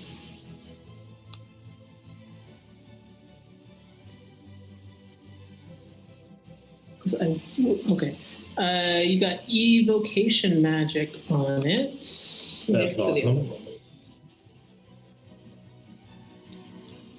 That can mean a lot of different things. It's an amulet. Yeah, evocation. Evocation. Yep. It's an amulet of sending. It just sends sending. Hey, Argus. Yes. Did you identify this? It's pretty strong. And he'll take and identify it. While he's doing that, I would like to place the empty box into my bag of holding in case we need it later. Okay. And verify that I still have the other box inside of my bag of holding. So you place the empty box in, you leave your hand in there, you think of the box that you're trying to think, and you feel the edges in your hand. You pull it out to verify, or do you just feel it? So I think the way bags of holding work, I should be able to basically summon it to my hand. Right. And then put it back. He would do that. You do so. Okay, cool. The amulet is the Amulet of Ghrelian, which you know is the heavenly dragon, one of the gods. It allows an attuned wearer to cast Cure Wounds twice per day or Prayer of Healing once per day. It's an either-or situation. Put that on Otis. Well, I believe that is everything. Is there anything else that needs to be identified? You guys are identifying a lot of stuff. We got a lot of stuff. Yes, we are. 5, 6, 7, 8. So an hour and a half has passed so far. Yeah, so Otis would come back in the room then. Well, now that this part is finished, I suppose we can turn most of this into funds for our upcoming expedition. Do any of you have warm weather clothes or cold weather clothing? No. We'll arrange for that to be taken care of. Is there anyone here that does not wish to go on this journey?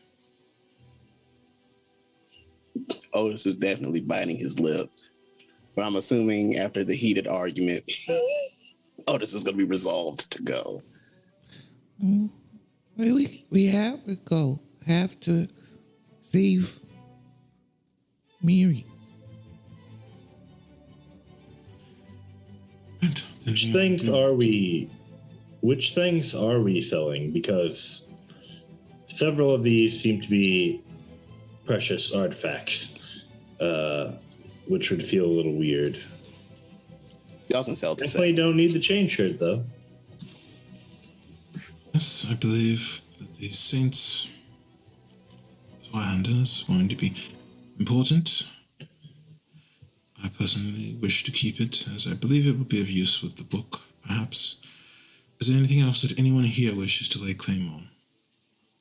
Otis will take the metal necklace. The silver one? Yeah. Okay. Got a tree on it. Throw it on him.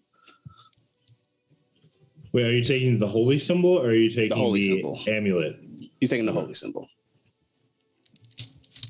Anything else that anyone wishes to lay claim on? Yvain might want that amulet. Because she is a cleric. Oh, she is. I feel that. To mark that for you, Vane, I guess. Yeah, that's the thing. In the chainmail too, that's the thing. I just don't Oh, know what Yvain has. She clerics, they wear medium. Yeah, and chainmail is medium. Chainmail is medium, I think, right? And depending on her domain, she could wear heavy too. It depends if it's a chain mail or a chain shirt. Chain shirt. Yeah, that's chain shirt is medium. Yeah, yeah. So that could probably fit. Excuse me. Just got finished eating. Yeah, I think that could fit your vein. I guess maybe that for. I guess maybe hold it off until she see if she wants it or not. I'm about presuming because this one would require a 2-minute as well, right? The chain shirt. Yeah, it's just a +1. So no, she said the chain shirt and something else didn't. Oh, okay. I think the chain shirt does not require attunement. Okay, and the wand of web does not require attunement. The rest do. Yeah, I could definitely see her wanting to take it if it doesn't require attunement. Do we need the wand of web? Could we mark that for sale? Wand of web. I have no interest in the wand person. Yeah, sell it. You can sell the saddle. You can sell the wand. Yeah. Is there anyone of you wishing for the short bow? I don't think Otis is proficient. It seems like another one of those. That was marked by another saint, wasn't it? What was the name of the short bow? It was the short bow of Radiance. I don't have a particular use for it, but if we had someone that used the bow, it seems very useful. Let me double check. Personally, not particularly interested in bows. Yeah, he wouldn't be able to. Otis wouldn't be able to use his focus. It's such a good item. It is. This is a fantastic item. Can that bow traverse across the multiverse to go to reclamation?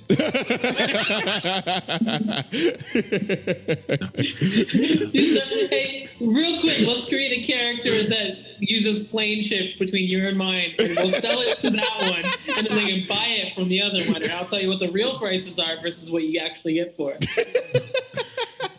Yeah, Otis isn't proficient. Oh, no. Yeah, let me double check. I don't think I will also keep the horn as well. Yeah. That horn is too valuable. Yeah, sorcerer is only proficient in light crossbows, not short bows. Yeah, like I can't use it. That's Wayhander's just such an artifact, though. I don't have proficiency either, and I think the rogues kind of make the most sense.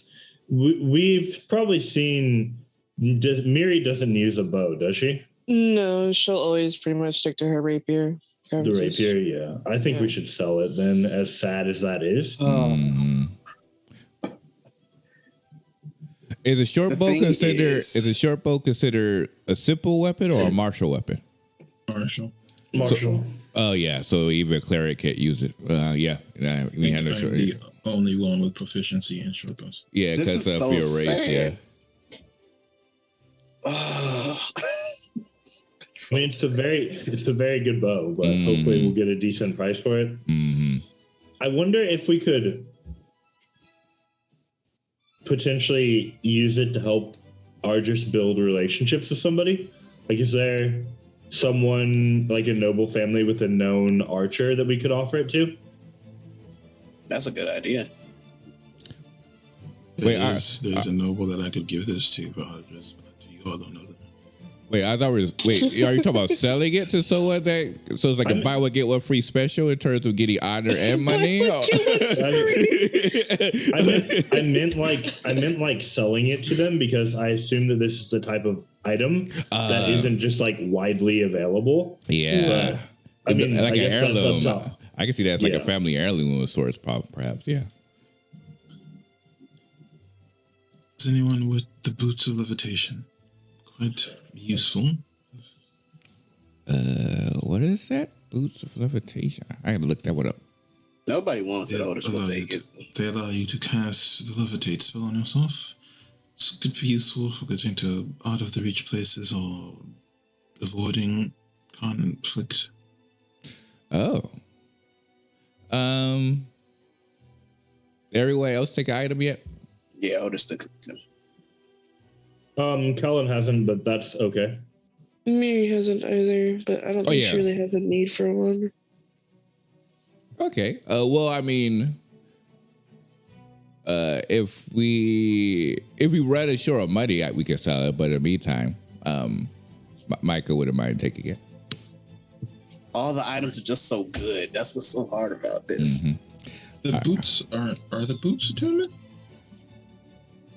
Yep. I think we should sell the boots. Okay. Unless someone really wants them. Do you Nah. really want Even if them? they're- Nah, Even nah. if they're not there. They could come in clutch. They could.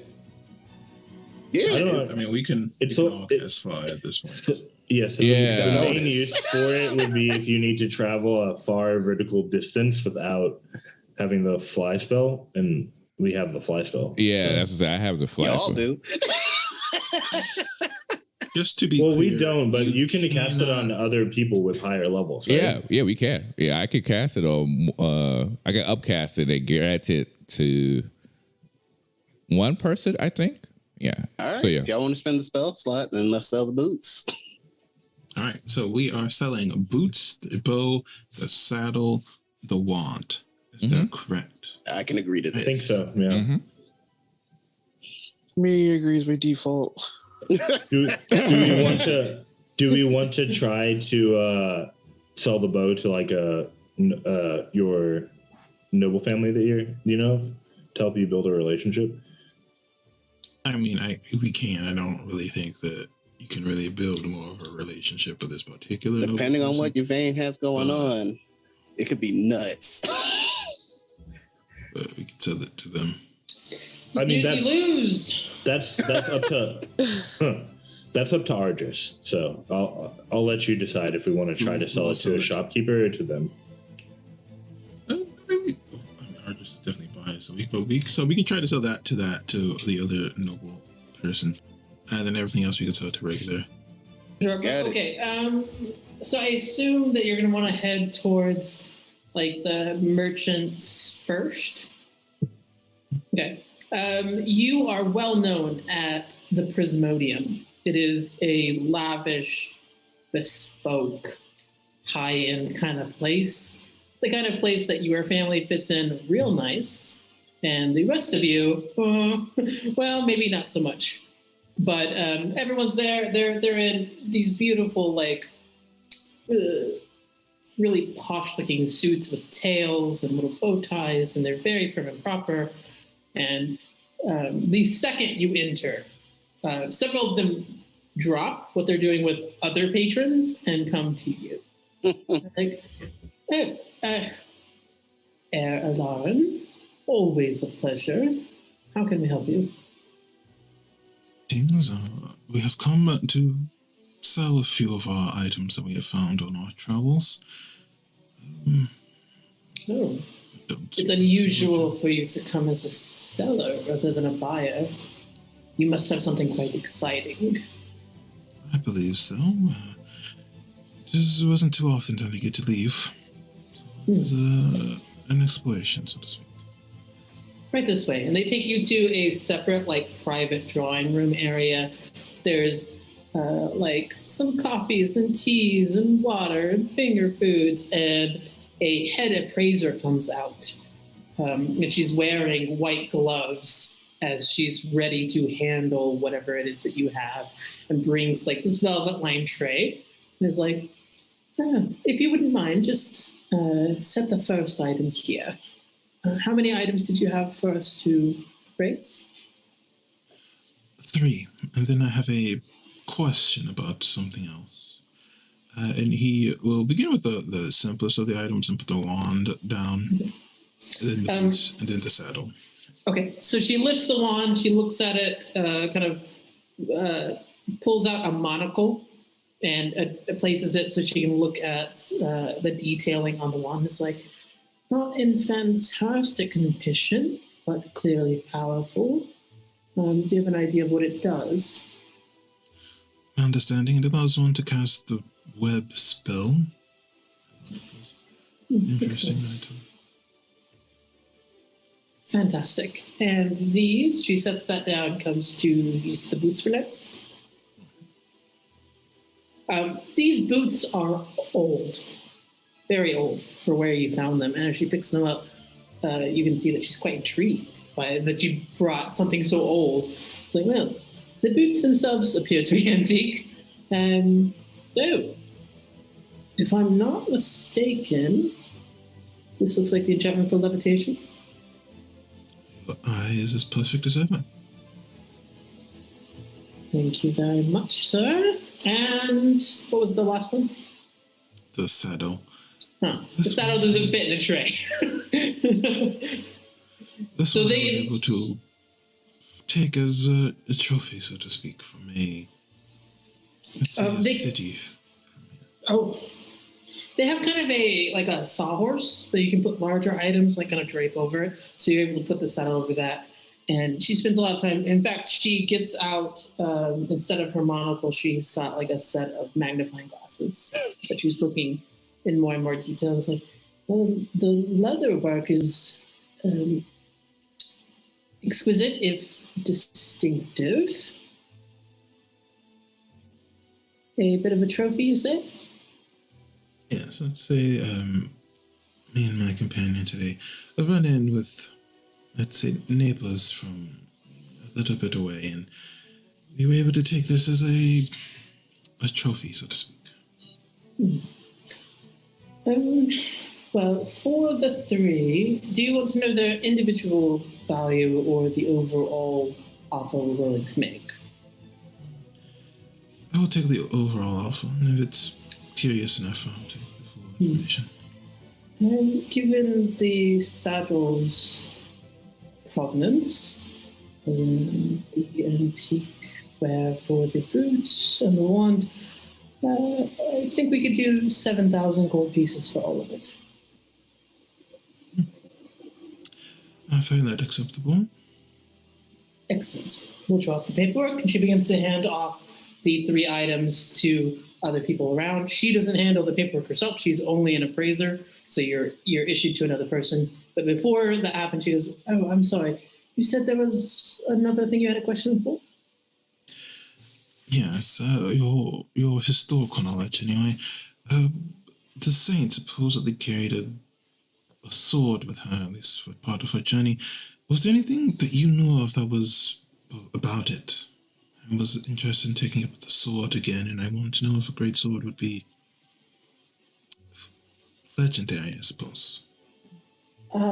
You are referring to Saint Justicia. Justicia, yes. A noble figure. If you don't mind my forwardness, I would recommend that you ask your father. Interesting. Well, I will speak with him when he returns from his current assignment. Always a pleasure to deal with the house alone. Thank you for your time and your expertise. She leaves. They bring to you in platinum because 700 gold or 7,000 gold's a lot.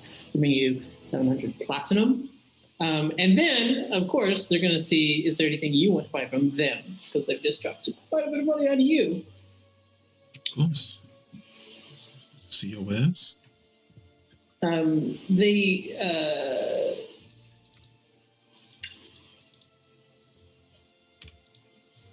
It's kind of like a good shoe salesman in which, like, they come to each of you and are trying to figure out kind of what's your deal, what fits you, kind of your vibe.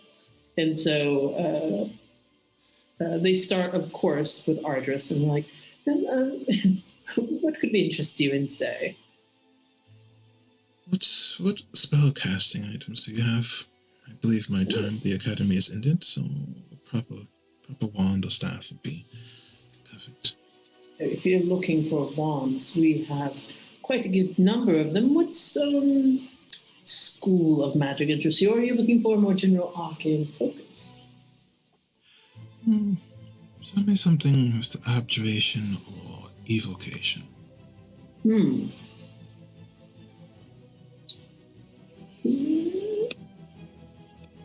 realized how much I was going to have to sell back to you. Give me a second to do a little bit of moving.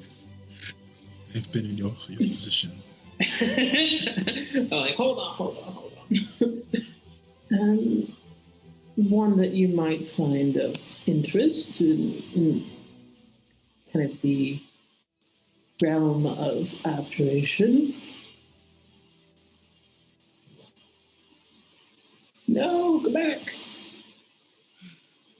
Hit the wrong button and it's just like completely off. It's all good. The problem when you have to pretend to be smarter than you are in real life. Yeah. Perhaps you'd be interested in this wand of binding. It does require attunement. So I believe it has 7 charges per day. And you can use an action to hold monster or hold person.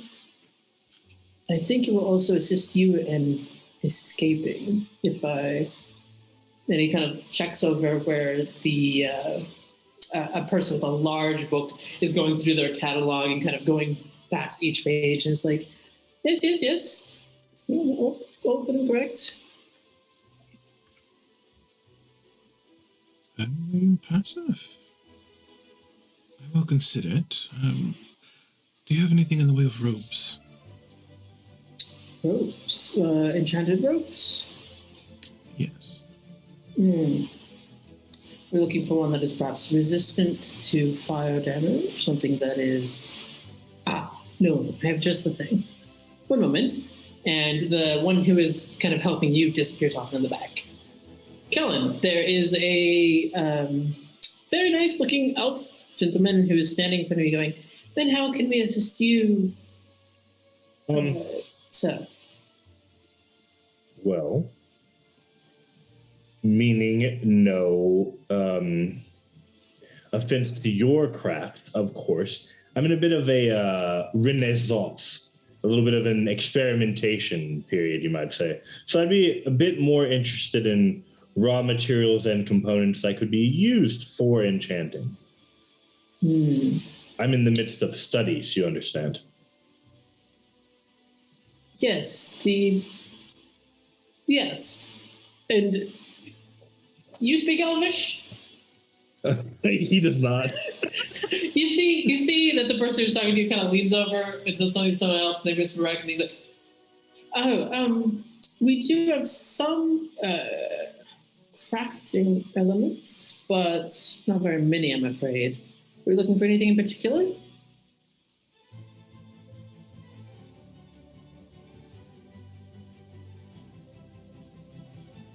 Nope.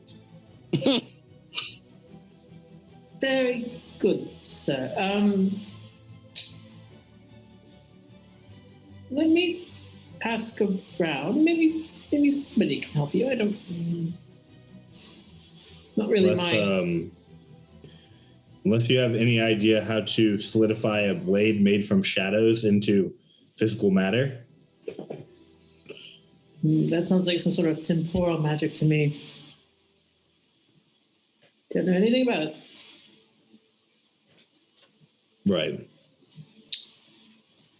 It's a little bit awkward, but okay. Is there like a different shop for this? I am pretty new to the region, you might say. Well, Almost like I just dropped in, so to speak. I would not normally, to clientele of this establishment, recommend, well, honestly, anywhere else, but especially, okay, so, and he kind of does the thing where he tries to subtly kind of take you all in. There is,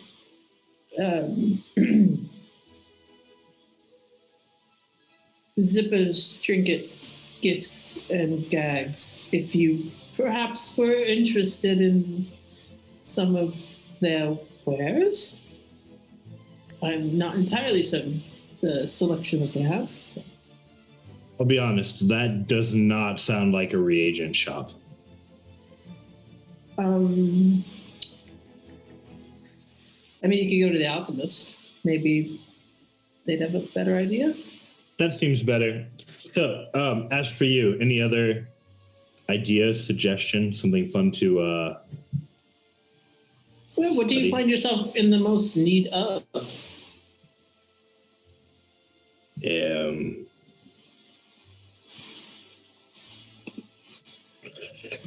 So there's like this powder, right?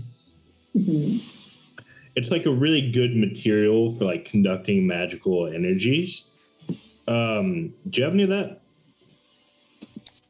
No. I mean, I think I've read in books that it was a thing at some point, but generally we just use, components. Okay. Do you have anything that might be suitable for like a healing enchantment of some sort or something?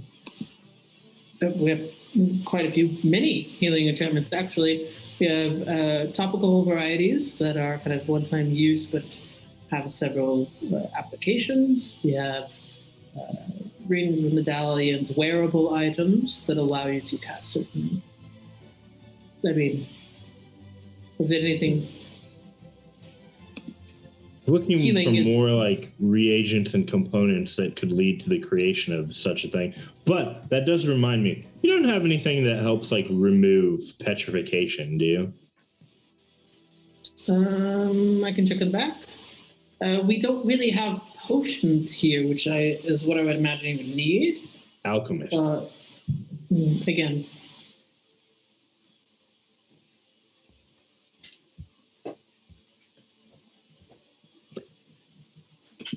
Do they have anything that will protect my girlfriend from being angry at me for getting myself petrified on a journey to fight a basilisk?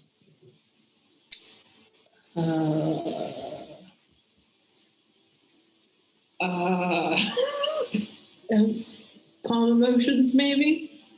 I don't... You have no idea who we're dealing with, do you? Did you say basilisk? Yes.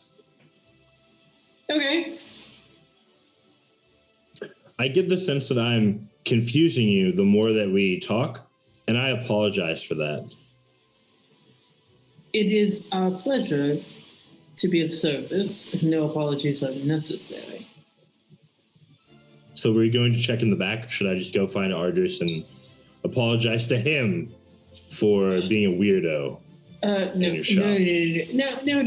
There's absolutely no need to bother. Allow me just one moment. I'll just go have a look, see what I can find, and takes off as well. Otis, how friendly are you looking right now? Real quick, can I just say in the meta, it's really funny that Kellen was like, oh man, now I gotta go apologize to Ardris, and they're like, no, don't do it. Yeah, it's fine. Yeah. Everything's fine. Yeah. For sure. Okay. Otis is definitely not looking the friendliest, but he's going to be relying on Elliot to help him out, since Elliot ran a general store back at home. Did Elliot come with you guys? Thought you said I know Pyrea went along. I mean, he can have if you grab him on the way out. Sure, he'll take him. Please. All right. So Elliot is visibly uncomfortable. He's an orc in a very fancy-looking elf shop. He is really uncomfortable. Well, just based on his physicality. He's just I will break something. And he's very aware of it. And so he's doing a pretty good job of, masking most of that. But you've known him long enough that you can tell he's a little bit off his game. But someone does come up and is like, can I help you? Yeah. Great. What can I do? Otis will literally be tugging at Elliot, be like, I want some of that expensive, really smelly stuff. The stuff out of character specificity, he is asking for the incense for Fine Familiar. Elliot is perfume? No, the stuff you light it on fire. It's like a stick or something, and it smells real good. you know that I'm like not a wizard, right? I think, does that sound familiar to you? And the attendant is just like,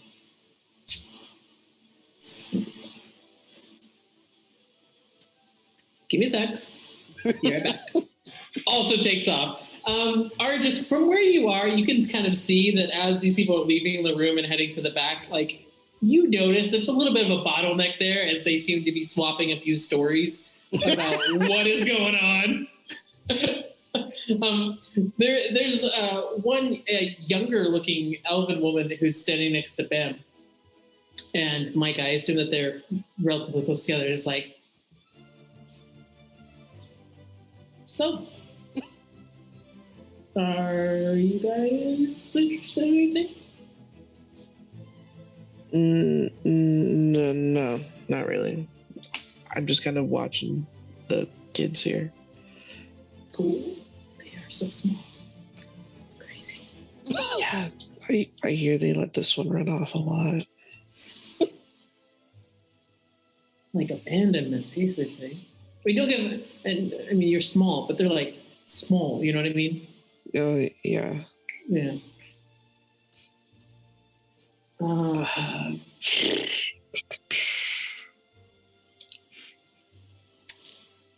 Okay, well, if you need anything. And like, unlike everyone else in the office, she just kind of like leans next to where you are and just like posts up. Watches the rest of them do stuff. She's like, well, my people don't need anything, so I'm good. They come back and for you, Ardris, they bring this shimmering kind of goldish looking rope. It's coiled up pretty tightly. It doesn't seem to be terribly long. It looks like 15 to 20 feet long. And when they show it to you, they go, I have no idea what the name for this thing is, but it is unusual in that you control it with your mind. So if you want it to go out, it goes out. If you want it to go out and make a turn, it goes out and it makes a turn. It does not need to be lying on a surface. And it can extend greater than its apparent length. Apparently it's about 20 feet. I believe it can go closer to 60 or 70 feet long. And then as long as you are holding one end of it, you can make it kind of go as you please. Would that be something you're looking for in a rope? It is certainly interesting, but I don't believe it will be of immediate use. For what price is it? This is 450 gold. And how much was the wand? Which one? The wand of binding. The wand of binding. Yeah, the wand of binding is much more rare, coming in at 2,250 gold. Sure, let's keep them both for now. We'll see what the others have managed to collect for themselves, and we'll see how things go from there. Kellen, they come back to you with a with a scroll of masked heal, which is a legendary item, as well as a spell scroll of Ice Storm, and a spell scroll of Remove Curse. Were these two... Is this just basically because they had no idea what he was talking about, or was this their answer to the enchanting sort of components being like the spells for the enchantment? This is the first round of things that are coming at you. This is because you said, what can I do in order to heal someone or to make sure that everything's okay?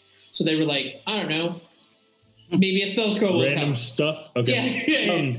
So I don't think he has removed curse. That actually would be pretty interesting because of what's going on with Miri, just based on the theory that maybe a curse doesn't necessarily need to be magical in nature or wouldn't be seen as magical in nature. What is the price on that remove curse scroll? I'm going to be honest. I know I'm traveling with the Air Alarin, but that sounds way out of my price range. You're going to point out the legendary scroll. Oh, yeah. Fair enough. They kind of tucked that one away. The spell scroll of remove curse would be 600 gold pieces.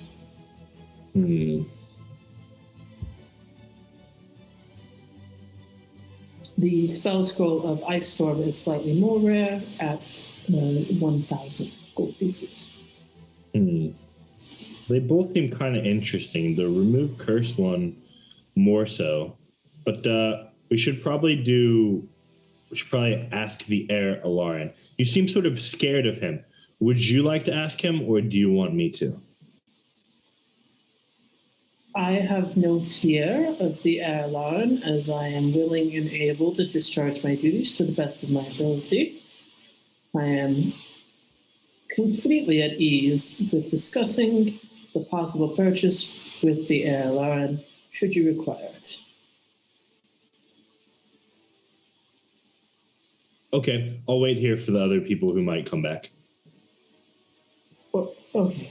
And she takes those over to Argus. Argus, you were shown the Remove Curse spell scroll and the Ice Storm one for 1,000 for the Ice Storm, 600 for Remove Curse. Mass Heal is priced at 51,000 gold pieces, so I assume that you're not interested, but it is offered. Where on earth did you find such a legendary item from? It is quite... I'll be honest, I probably shouldn't have even removed it, but strange things have happened today. That is correct. When you look at the spell scroll of Mass Heal, you can see it is old. I would really suggest taking great care for that. At the moment, I've no use for such a revered item, but I do appreciate it. The house shall really appreciate your willingness to show such a thing to us. It is my honor and pleasure. And they whisk that one away, immediately chastised for having gotten it out of its, the equivalent of whatever. Case. It's vacuum sealed in there. Yeah.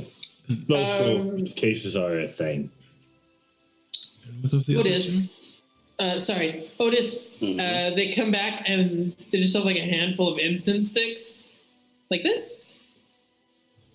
Would that be 300 gold pieces worth? They don't currently have 300 in their hand. They're showing you an offering to see if this is the kind of thing you're trying to look for. Yeah, that's the stuff. Awesome. How much did you... And Otis is gonna kind of tug on Elliot so he comes down to his level because Elliot is taller. He'd be like 300 gold pieces worth. I needed to get me a new friend. Elliot straightens up and is like, I believe that the incense is normally packaged for spellcasters in certain amounts. And finally having someone speaking her language, she lights up and is like, yes, absolutely. We have this and this and this, and goes through the whole rigmarole. You're easily able to get one for 300 gold. The one leaning next to Bim and Micah's still leaning. Back to Ardris.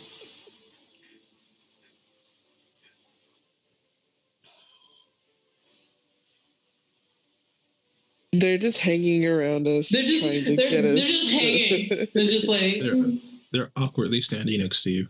Yeah. The most relaxed person there so far.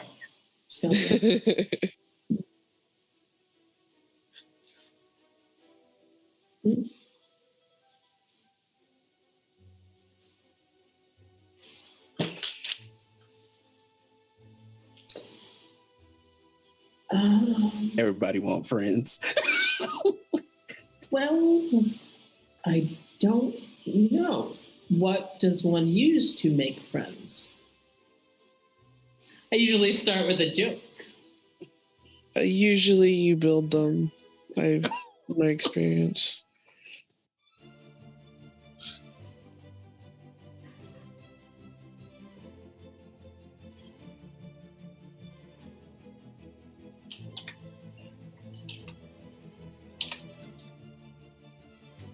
Metal lockbox.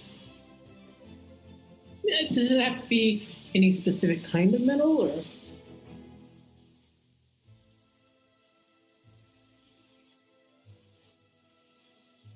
I think we can get something like that.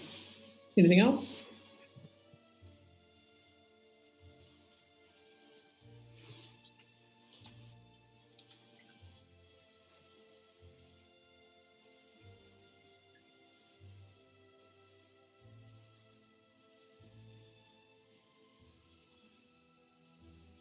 Gold vial. Probably something we can do. Anything else?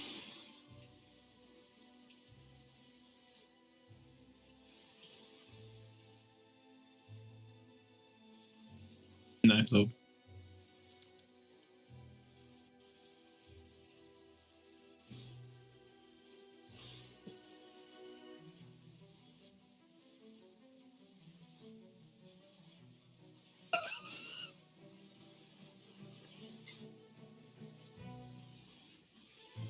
We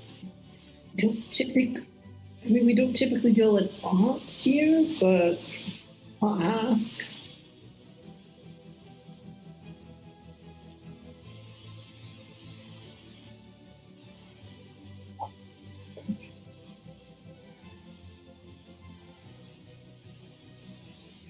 Okay. And you watch as she turns, she walks 2 steps and starts talking to Ardris. The very small child is asking for a lockbox and a gold vial.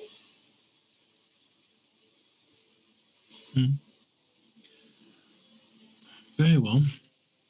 The rules of hospitality dictates I do my best. If you have those items for him, then please gather them for him.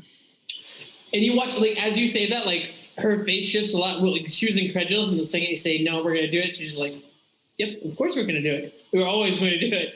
And heads off to get it. You get both of those things, no problem. So we've got a lockbox, the golden vial, 2 scrolls, the wand, and the rope. Otis is going to ask for some more stuff. Otis? Well, Otis is going to actually turn to Professor Bim. Be like, hey, Professor. Yeah? What's up? If we get some stuff, you're going to teach us how to make more magic stuff.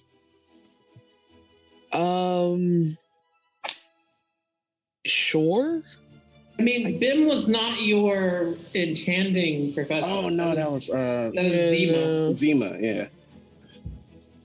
Bim's isn't that the same? Bim After a fashion, I guess. Yep.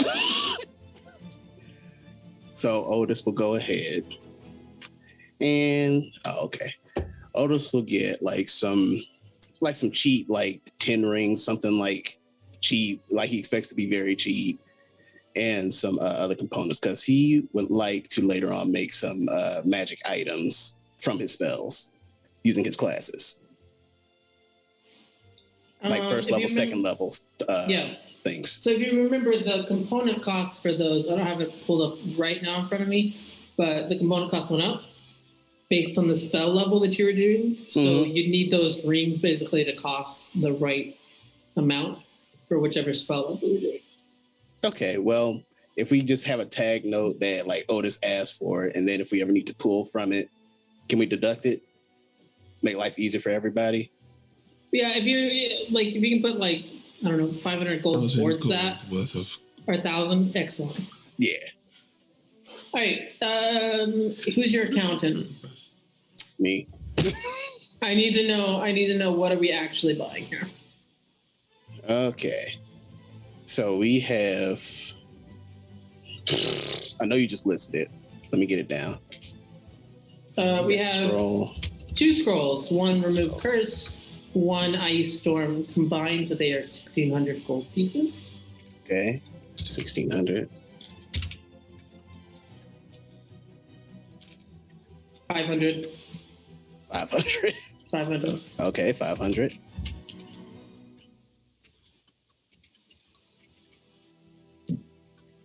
Does Kellen know that Micah wants that? Are we close enough that I can kind of like overhear what they're talking about? You're in the same room. I would ask the appraiser if they're still around or could be called if the lockbox that we already have would qualify for such a spell. Because I don't know what the value of it is, but we did have the fancy old chest that the necklace just came out of.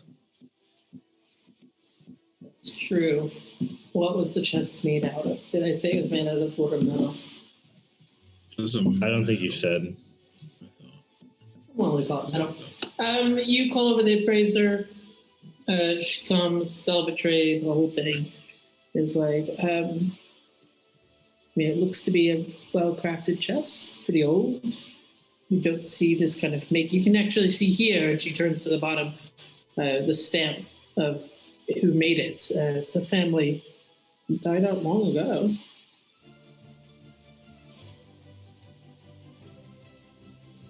Any idea what its gold value might be? I mean, as a collector item alone, you could probably get 500 or 600 gold. Hey, Look at that. Micah. Try this for your spell.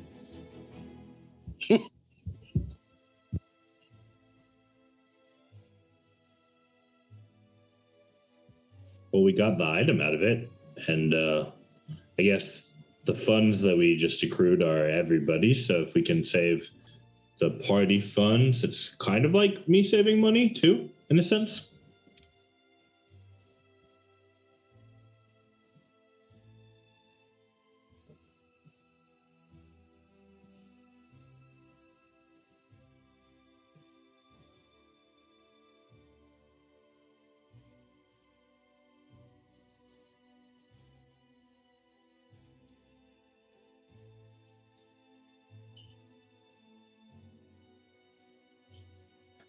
All right. He kind of looks at Micah and is like, sure, and then is it all right if he ruffles Micah's hair? He gives you like the, sure, whatever you say, kid, and he like ruffles your hair, having no idea what you're talking about, but believing you. All right, Okay. striking the box from the list. Okay, with the 2 spell scrolls, the wand, the rope, the vial, So we are getting the rope. Okay. and the incense, I have that as coming to 5,300 gold. How much was the rope? That tracks. The Like- rope was 650. 650. 650 gold. All right. That sounds right. Yeah, that's right. You're getting all of that? Sure, yes. Okay. So cut to 2,200. You have What? 1,700 What's it? left. Oh, directly What? 1,700. Okay. No. You have 1,700 left. We're adding 1,700 to the total of what we Yeah, before. currently owned. We got 7,000. We're Right. subtracting 5,300 of the 7,000. So we walk away with plus 1,700. Okay.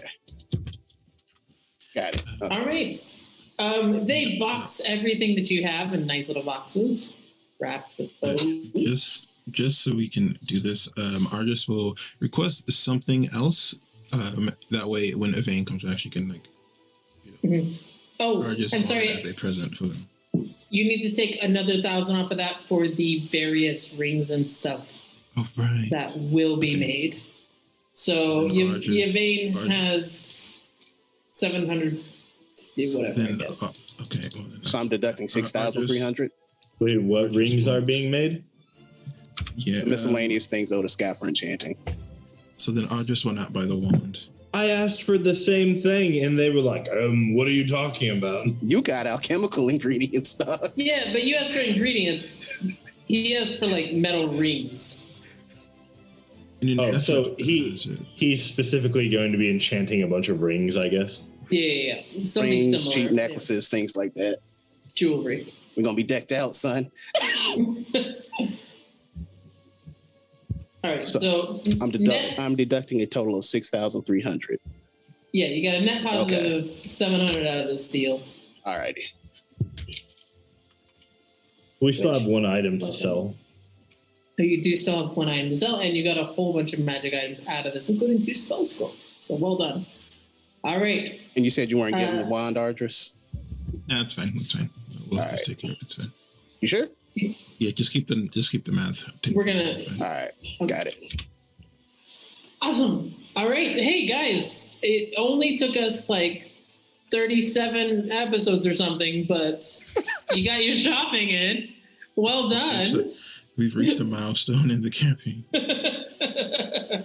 All that's left is to go save your party member, and we'll pick up with that next episode or session. Are we also going to do the trying to sell the bow next session? Yeah. Or is that going to be we'll later? cover that. Okay.